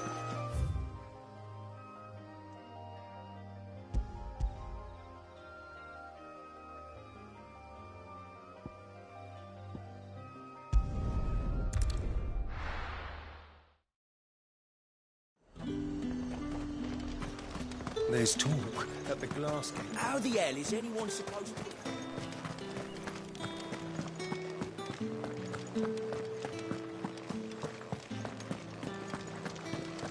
Did you hear? The gates to heaven. I want to see you again. It's all right. What am I going to do without sweet water and oil of talc? Milady, I come bearing gifts. Gifts? Whatever is the occasion.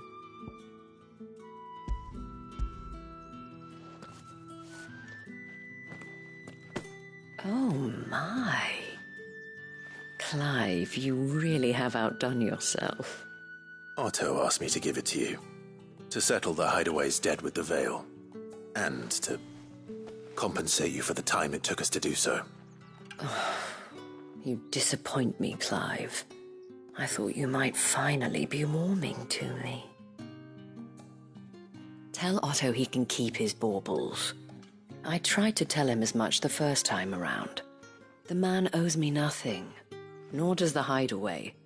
My contribution to the restoration effort was made freely and willingly. It was the least I could do. You once told me Sid did you a kindness. I'd like to do the same. Please, accept it. For my sake. And for Otto's. For all of us. For all you've done. It is rather fetching, isn't it? Very well. Otto is lucky to have you, Clive. I doubt anything could ever replace his son. But you and the others at the Hideaway are the closest thing he has to family. Otto had a son. Long ago, yes. Sid told me Otto lost him when he was just a boy, and blamed himself for not being able to stop it. I don't know how it happened, whether there was anything he could have done, but it was clear that it weighed heavily on him. I didn't know. How could you have? I doubt anyone did. Besides Sid, I've never met a man more keen to bear his sorrows in stoic silence. An ill habit, given that both have always been surrounded by friends desperate to help them. I'm beginning to see that.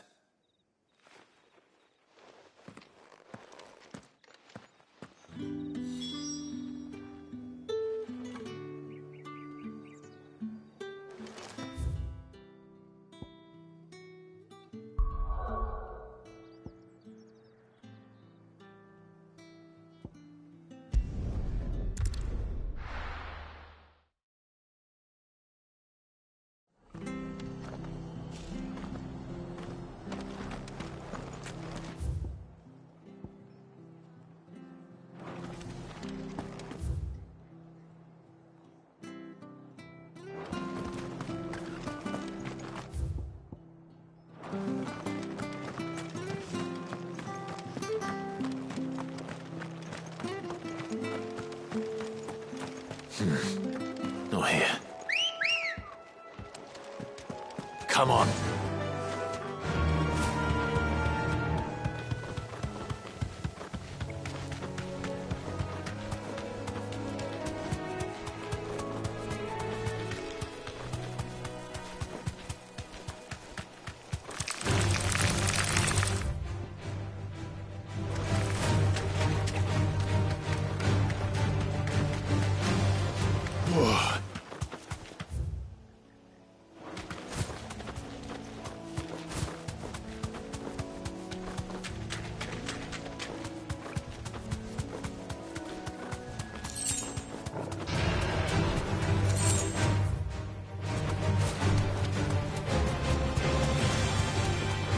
It's certainly quiet.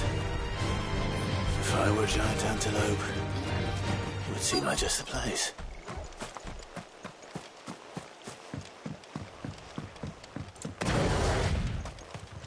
I doubt we'll find one bigger than that.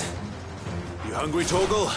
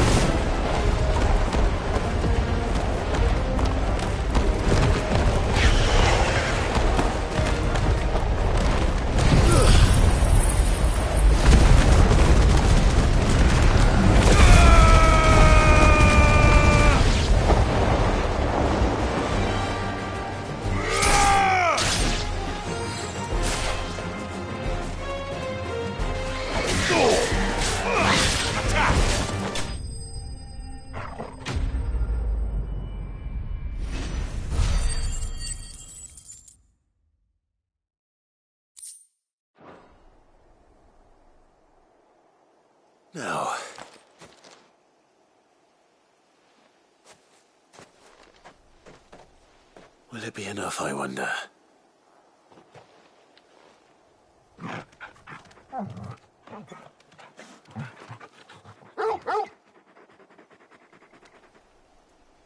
I say that answers my question. Which means we owe the lawsman our thanks. You're just a big puppy, aren't you? A very big puppy.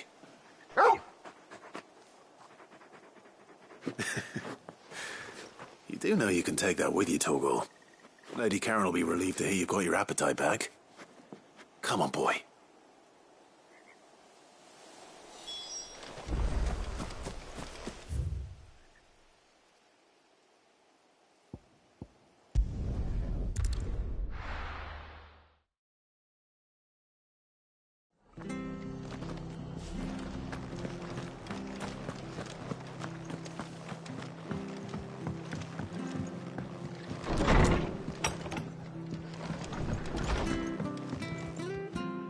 Clive, we weren't expecting you.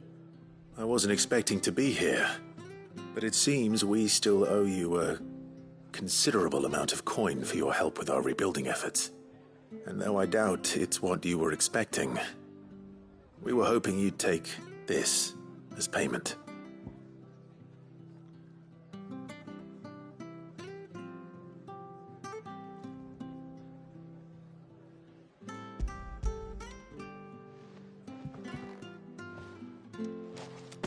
A star ruby? I can't accept this. It's worth at least twice what you owe me. More if you can find yourself the right buyer. Think of the difference as interest. Interest? If word got out I charged that much, no one would ever borrow from me again. Anyway, why are you the one here asking me about this? I'd have expected Otto. Bit much sending the Lord Marquis out to settle your debts, isn't it? The old goat working himself to death again. Something like that. Most days I think he's the only reason the hideaway's still standing. Same as always, eh? Back when the place was nothing but a twinkle in the eye of a recently retired Lord Commander, word is he was the first one Sid reached out to. Probably knew that without his strong arm and level head, the idea would never get off the ground. Sid may have been the face of the hideaway, but Otto's always been the backbone. And when Sid passed away, we were all worried that would be the end of it. That Otto would just give up. His death was hard on everyone. But it must have hit Otto hardest of all. But he didn't give up, did he? Quite the opposite, in fact. If I recall, he was the one who nominated you as Sid's replacement, and rallied the rest around you. I reckon what he saw in Sid, he saw in you too. And don't we all? Doesn't hurt that you're half as stubborn and twice as handsome, neither. That, and you keep good company. I suppose I do.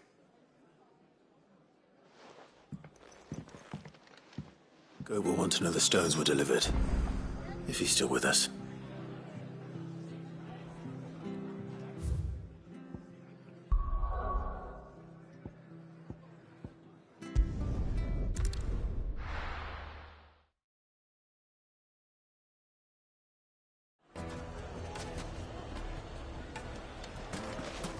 People take notice of wealthy men. Shouldn't be too hard to track down Karen's collector. The St. Drape's Fang is gone. The whole The crystal gone. What are we gonna do? Calm yourself. Welcome. If you're hoping for a bed, I'm afraid you'll have to been a tremor.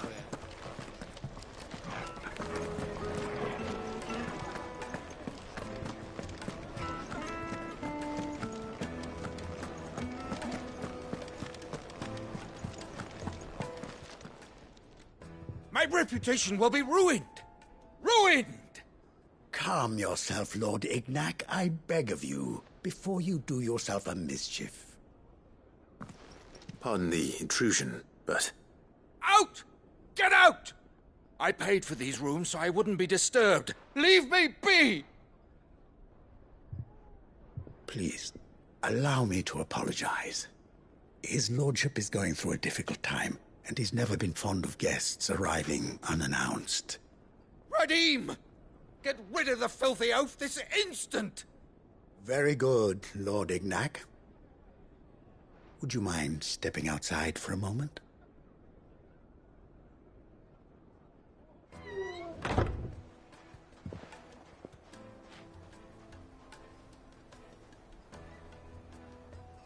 I'm sorry if I've caused you any trouble.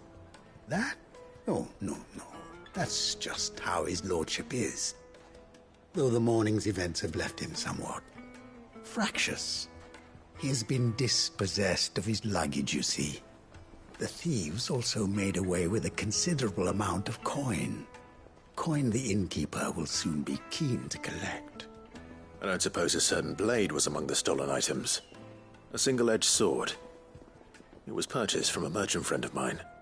Ah, you know Lady Karen. Yes, I'm afraid it was. Then I'll retrieve Lord Ignac's luggage. But I have one condition. You have but to state it. You are welcome to anything that is within my power to grant. I want an audience with Lord Ignac. A few minutes should be enough. Then I'll be on my way. A condition I would be a fool to refuse. Of course, you shall have your audience. I don't suppose you saw where the thieves went? I did not, no. Though some discreet inquiries made on his lordship's behalf mean that I know where you might find them. The bandit's bed. Every ill-gotten coin in Dalamel is said to pass through that disreputable corner of the Valcroy. Then that's where I'm heading. I shall speak to Lord Ignac in your absence, and arrange for an audience upon your triumphant return. That will be very kind of you. Farewell, and best of luck.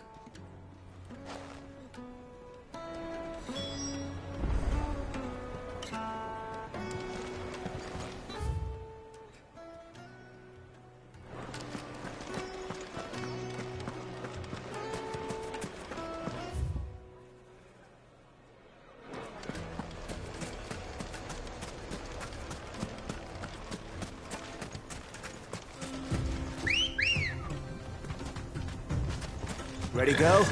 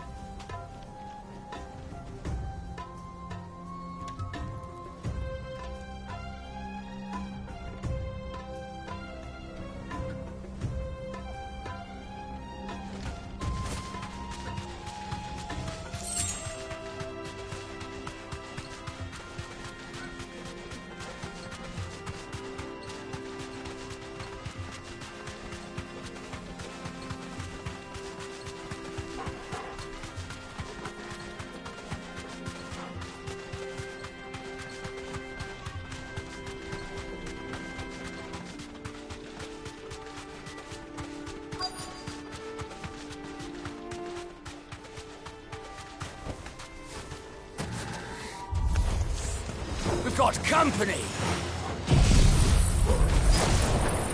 Come on, lads, let's tear the bastard's head off!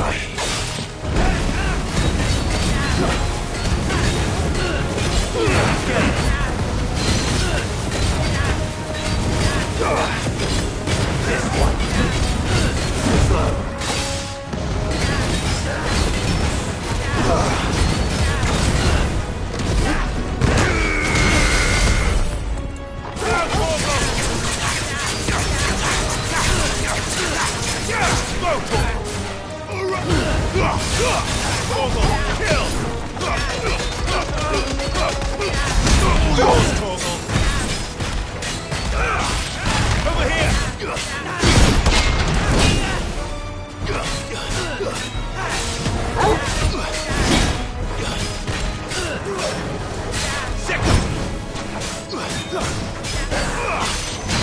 here!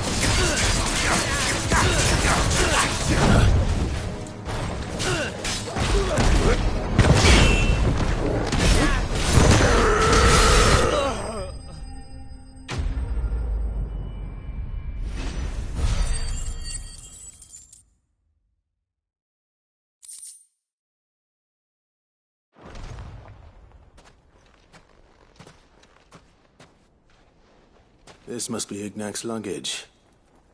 Nothing seems to be damaged. All right. Let's get it back to Dalamil.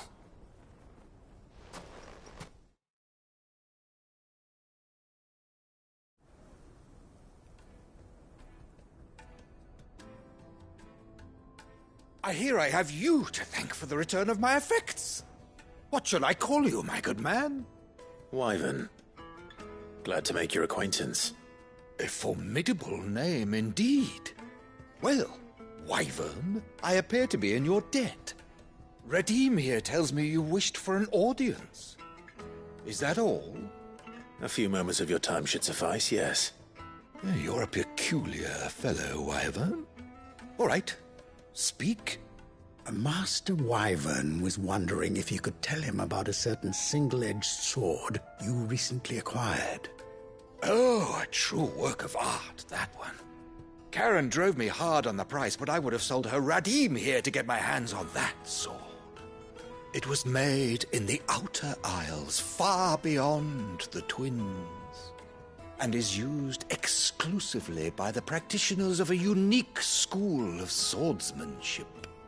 They believe no combat should ever exceed a single strike, and hone their blades to such perfection that none ever does. Each sword is made for that one perfect stroke, and for that stroke only. They crack upon a second blow.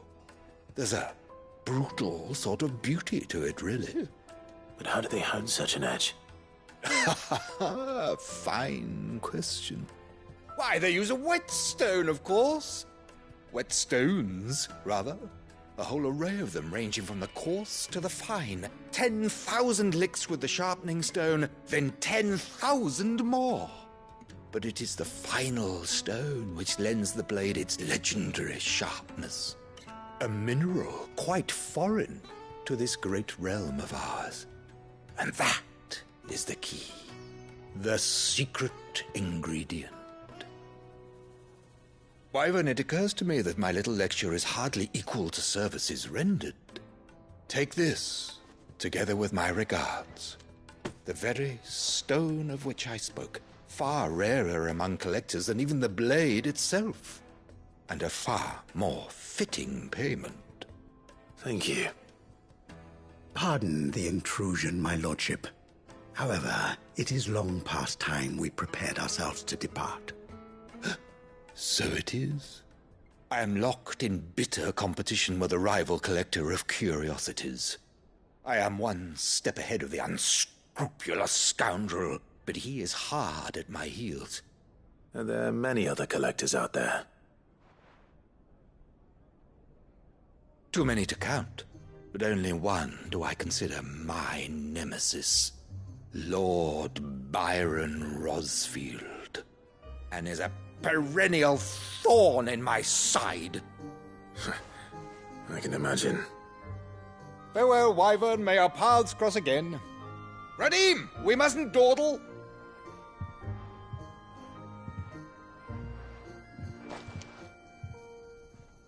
I think his lordship is rather taken with you, Master Wyvern. Thank you again for your assistance. Coming, my lordship. I'll be right there.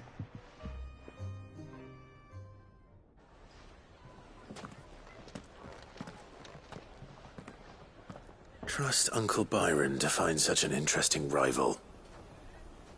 Now, let's see what Blackthorn makes of this whetstone, shall we?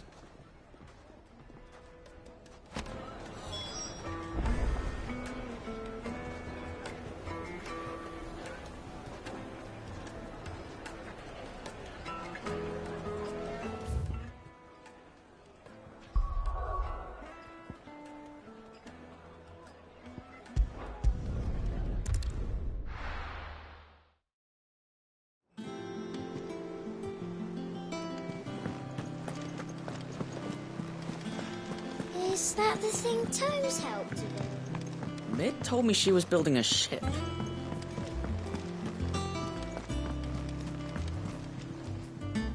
Goat. Still alive, I see. So Lady Karen accepted the ruby. Ah, about that. I tried my best, but she was just too stubborn to take it. She threw it right back in my face, in fact, and told me I could stick my stupid stone where the sun don't shine. Karen refused payment. I hope it wasn't something I said. I'm sure you were as tactful as ever. Let me see what I can do. Oh, wonderful. I hope you have better luck than I did.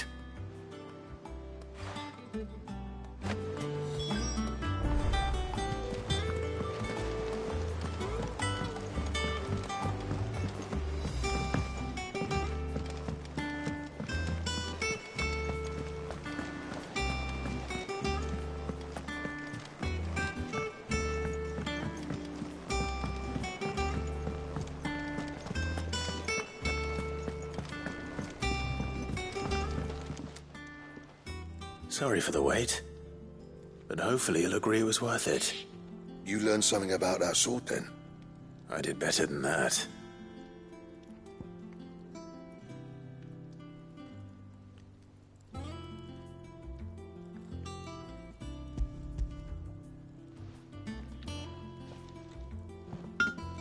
A whetstone? Yes. But not one you'll find anywhere in Valisthea.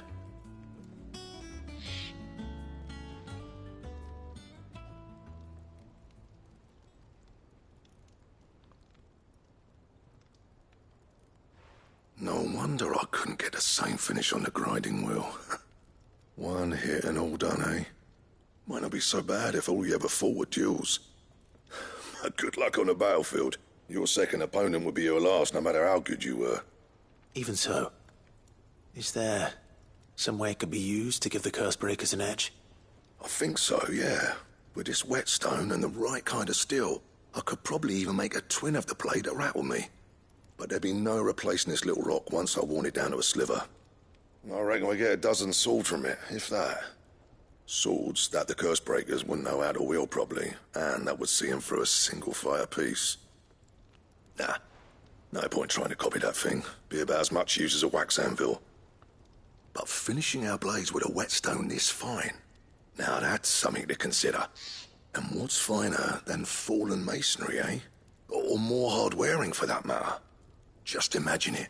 Good Valisthean steel with an edge as sharp as any found in the Outer Isles. I won't make a copy, nah. I'll make something much better. I'm sure the curse breakers will be delighted. Just don't push yourself too hard. Don't you worry about me, sunshine. I've been working day and night since I was half your age, and I'll still be here when you're long gone. Hey, thanks, Clive. I mean it. I owe you one, August too. It's good to know someone's looking out for me. You'll be happy to hear you said that. And I'll see that my debt to you's paid. First new blade I make's got your name on it. You come and find me when you've got the materials. All right. I will.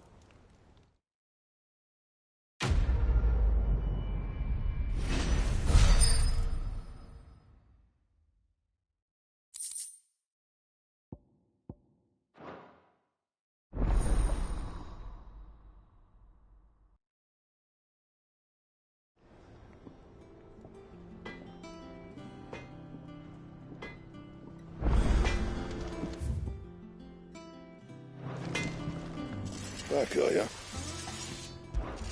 So, what'll it be?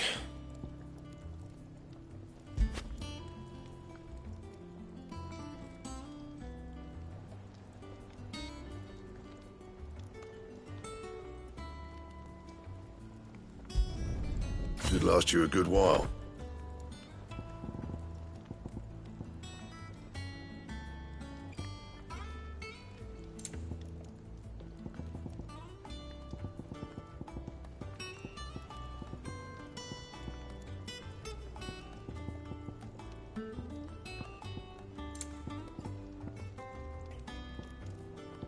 That it? Fine.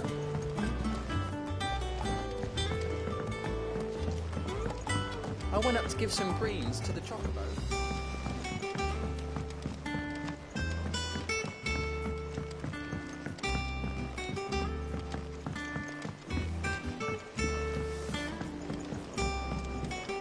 I wish I could take one up.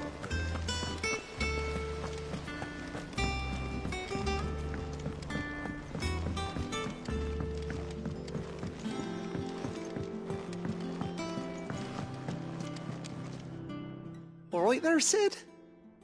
How's that hunt for the bomb ash going? I have it here.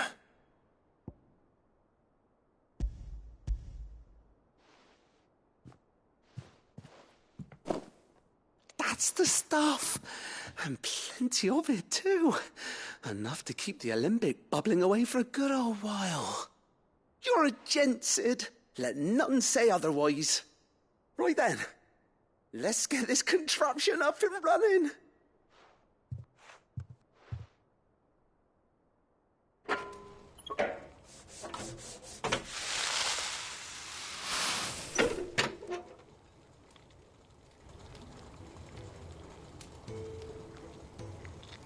There we have it.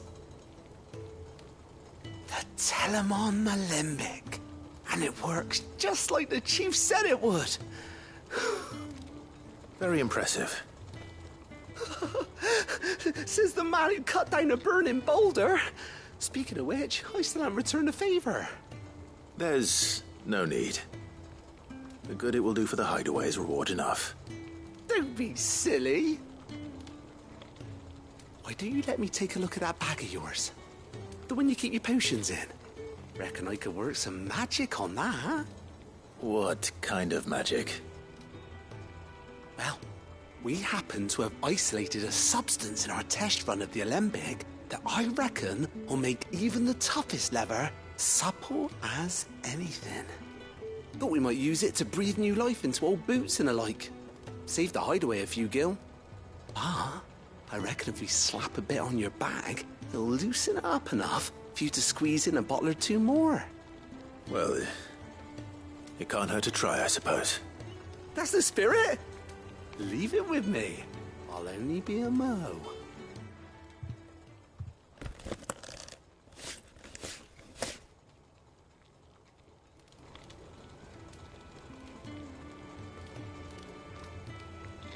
Well, what do you reckon? It certainly feels more flexible. Right? Told you. Thank you. I think. No. Thank you for supporting Mid and the rest of us in our endeavors. Without you, we'd never have been able to discover wonders like that stuff I rubbed on your bag. And I'm telling you, there's plenty more where that came from.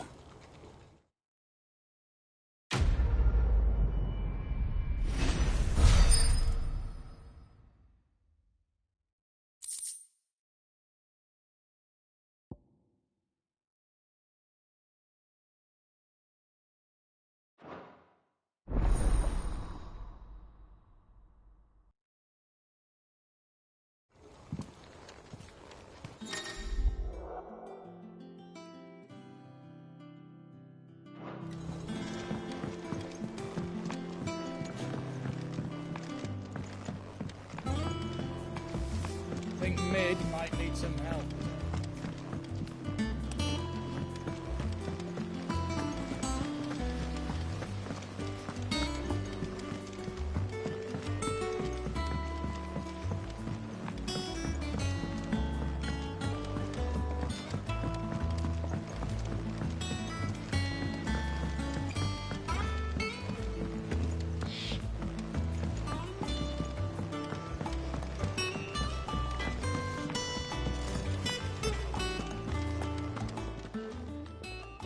Lady Karen, Goad tells me you weren't happy with our offer.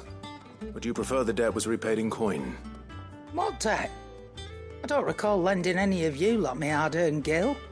I may have tossed a talent or two in the hideaway's coffers, but those were donations, and you can hardly call it charity if you go asking for it back. Of course not. But one good turn deserves another. And our circumstances have changed. Surely you wouldn't shun the gratitude of a pauper who happened to have become a prince. Oh, so you're a prince now, are you? Fine. But I'm selling it and taking what I'm owed, then you're getting the rest whether you like it or not.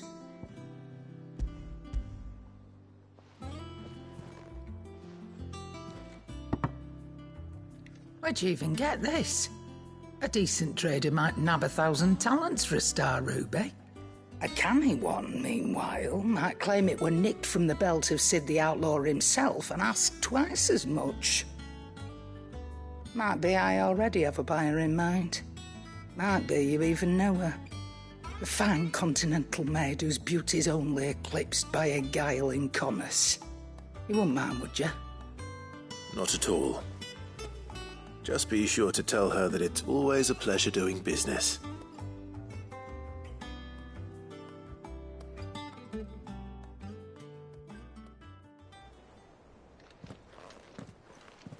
I hear you ended up delivering all 3 stones. Thanks to this lump.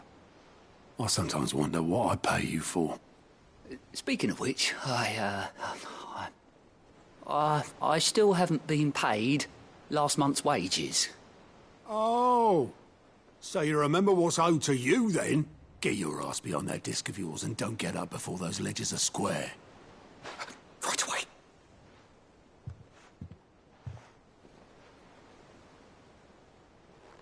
I've seen that before. You have, yeah. Plenty of times. It was the only goblet Sid ever used. Either out of habit, or because the filthy sod couldn't be bothered to find a clean one. I knew so little about him. Like most people. Martha and the Dame both seem to have fond memories of him. I bet they do. How long did you know Sid before he... Before he died. 20 summers, give or take.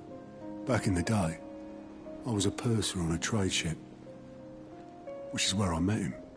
He bought passage to... I forget where. But having nothing better to do on the long nights, we set up drinking island rum till the morning bell dragged me back to my duties. Quit my post not long after that. On account of making a fine maiden's belly fat. But me and Sid stayed close, promising we'd one day sail the seas again. That was before fate stepped in and said she was having none of it. The magic woke inside my son soon after his first name day, and there was no hiding his nag. Couldn't you and your family have... My family were the ones who summoned the constable, wanted the monster taken away. I couldn't turn my back on him, forget what I felt, and I couldn't for the life of me understand how they could. Luckily, Sid was of the same mind as me. It was him who stood beside me when all I wanted was to tear the whole world down. Him who cried for me when I had no tears left of my own. Him who swore he'd do everything he could to stop it from happening again. And he was true to his word, too. Left the Royal Army once and for all. His ranks, his ribbons, gone. Just like that. Threw away everything he had.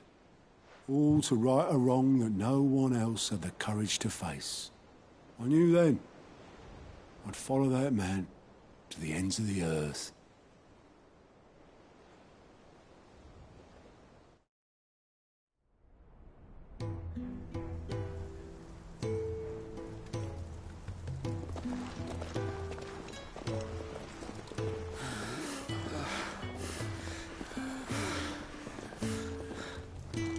He was always too clever for his own good, was Sid.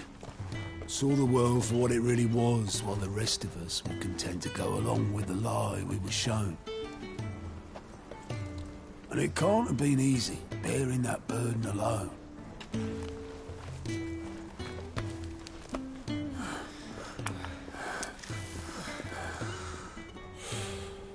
But But he didn't let it stop him. He never lost faith in what he believed was right. And that gave us faith in him.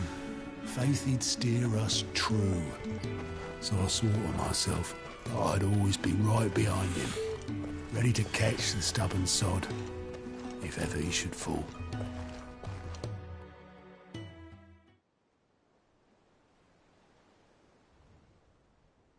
But I couldn't even do that.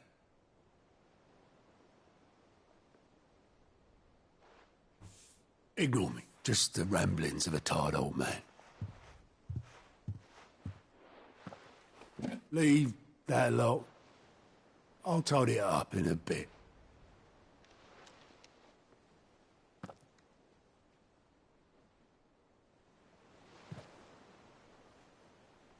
This is Sid's handwriting.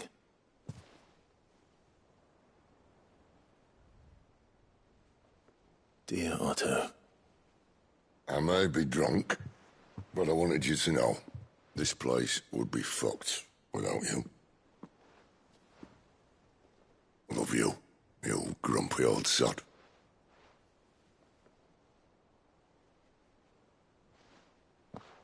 This note. Hmm? What about it? Sid was right. Without you, we'd all be lost.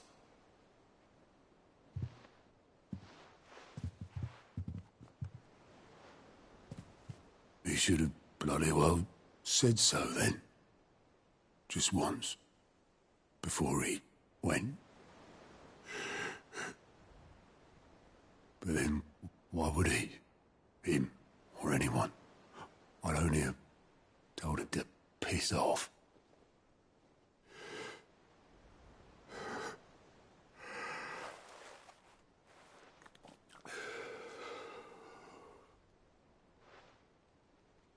You're wrong, though. Both of you. It was never just me keeping the hideaway afloat. It was all of us. I just shoved people in the right direction. I barely seem to be able to do that anymore.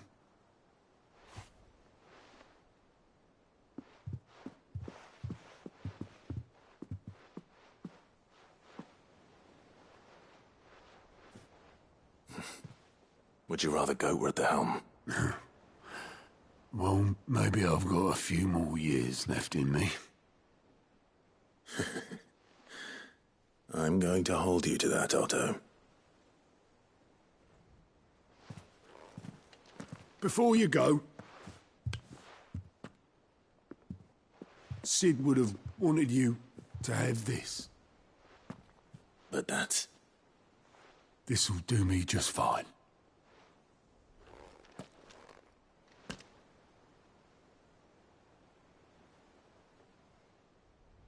Thanks for the ray of sunshine. I'll see if I can't pay you back.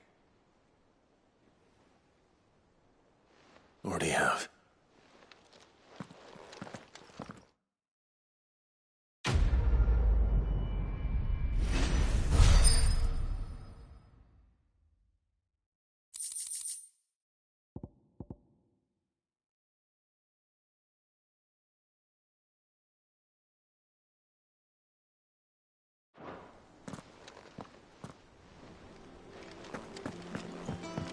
Mid told me she was building a ship. Is that the thing Tomes helped with?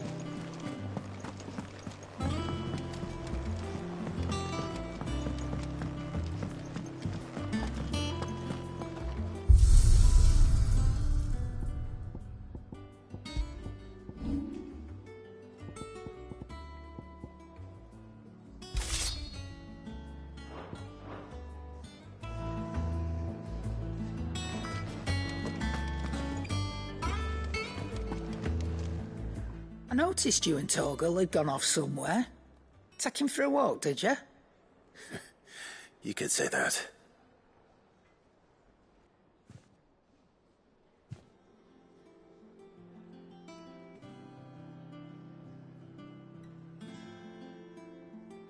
So, Molly's leftovers weren't good enough, eh? That'll teach me for treating you like you're still a pup. All right, no need to shout. Now we know what you're after, I can see about getting some in. Speaking of which,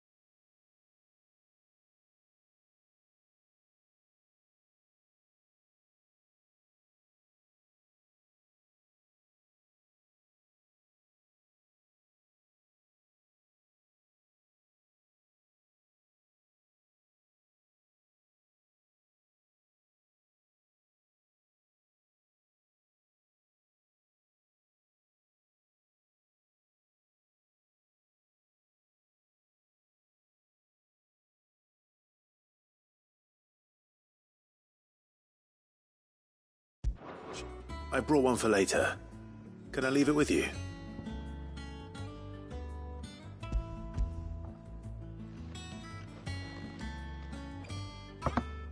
You can, aye. I'm nice like that. In return, you can thank Tomes for me. The bloody know-it-all. I was just on my way to see him.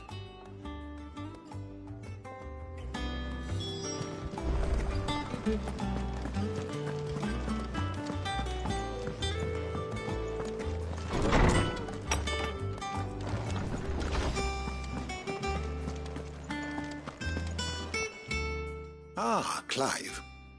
Were you able to locate your quarry? We were indeed, Lawsman. You pointed us in exactly the right direction. And Torgal's been a very happy hound ever since. Very good, very good. Lady Karen sends her thanks, by the way, for your part in solving the mystery. Ah. But that reminds me. After your last visit, I found myself pondering Torgal's talents. Do you recall our conversation concerning Lady Jill's role in Torgal's transformation? About how she somehow woke the power within him. Precisely that. A reasonable conclusion, I thought. But one which raised certain questions in my mind. You see, the Fenrir of legend served Shiva and Shiva alone. And while the powers attributed to him are certainly impressive, the records imply they are somewhat different in nature to those you described Torgal as having used. What are you suggesting? That Torgal may be the beneficiary of more than one icon's power. Consider that in addition to Lady Jill, he has served as a loyal companion to you, your brother, and even the late Cid. In short, the icons hitherto near at hand, or should I say at paw, have been diverse and plenty, and that number has only grown as the realm's dominance have fallen to your sword. One can but speculate as to how all of this has affected Torgal. He has seemed more fierce of late. And if I am not mistaken, he will grow fiercer still. We are fortunate indeed to be able to count him amongst our allies and not our adversaries. Oh, he's more than an ally. He's a friend.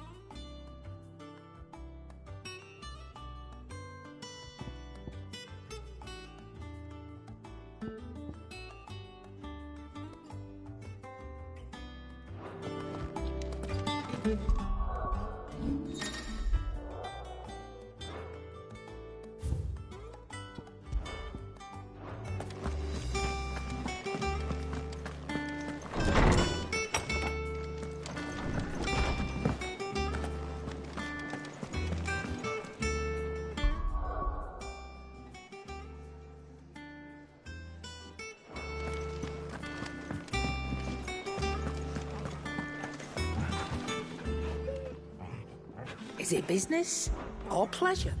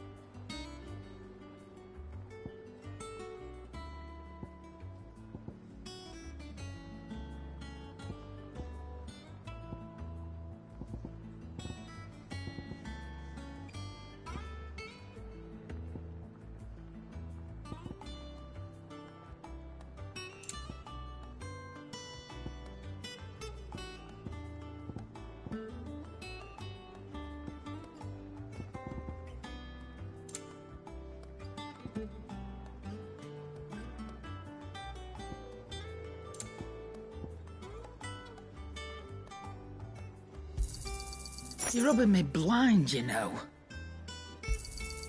You'll not find a better price than that. Is that all?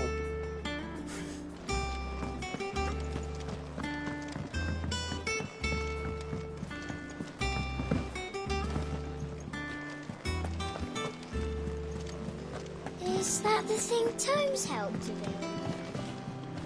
Mid told me she was building a ship. Really?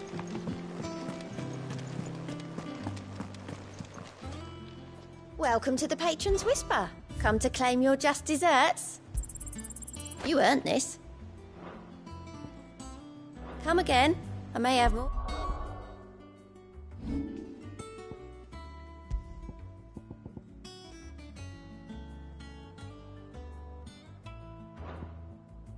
For ya.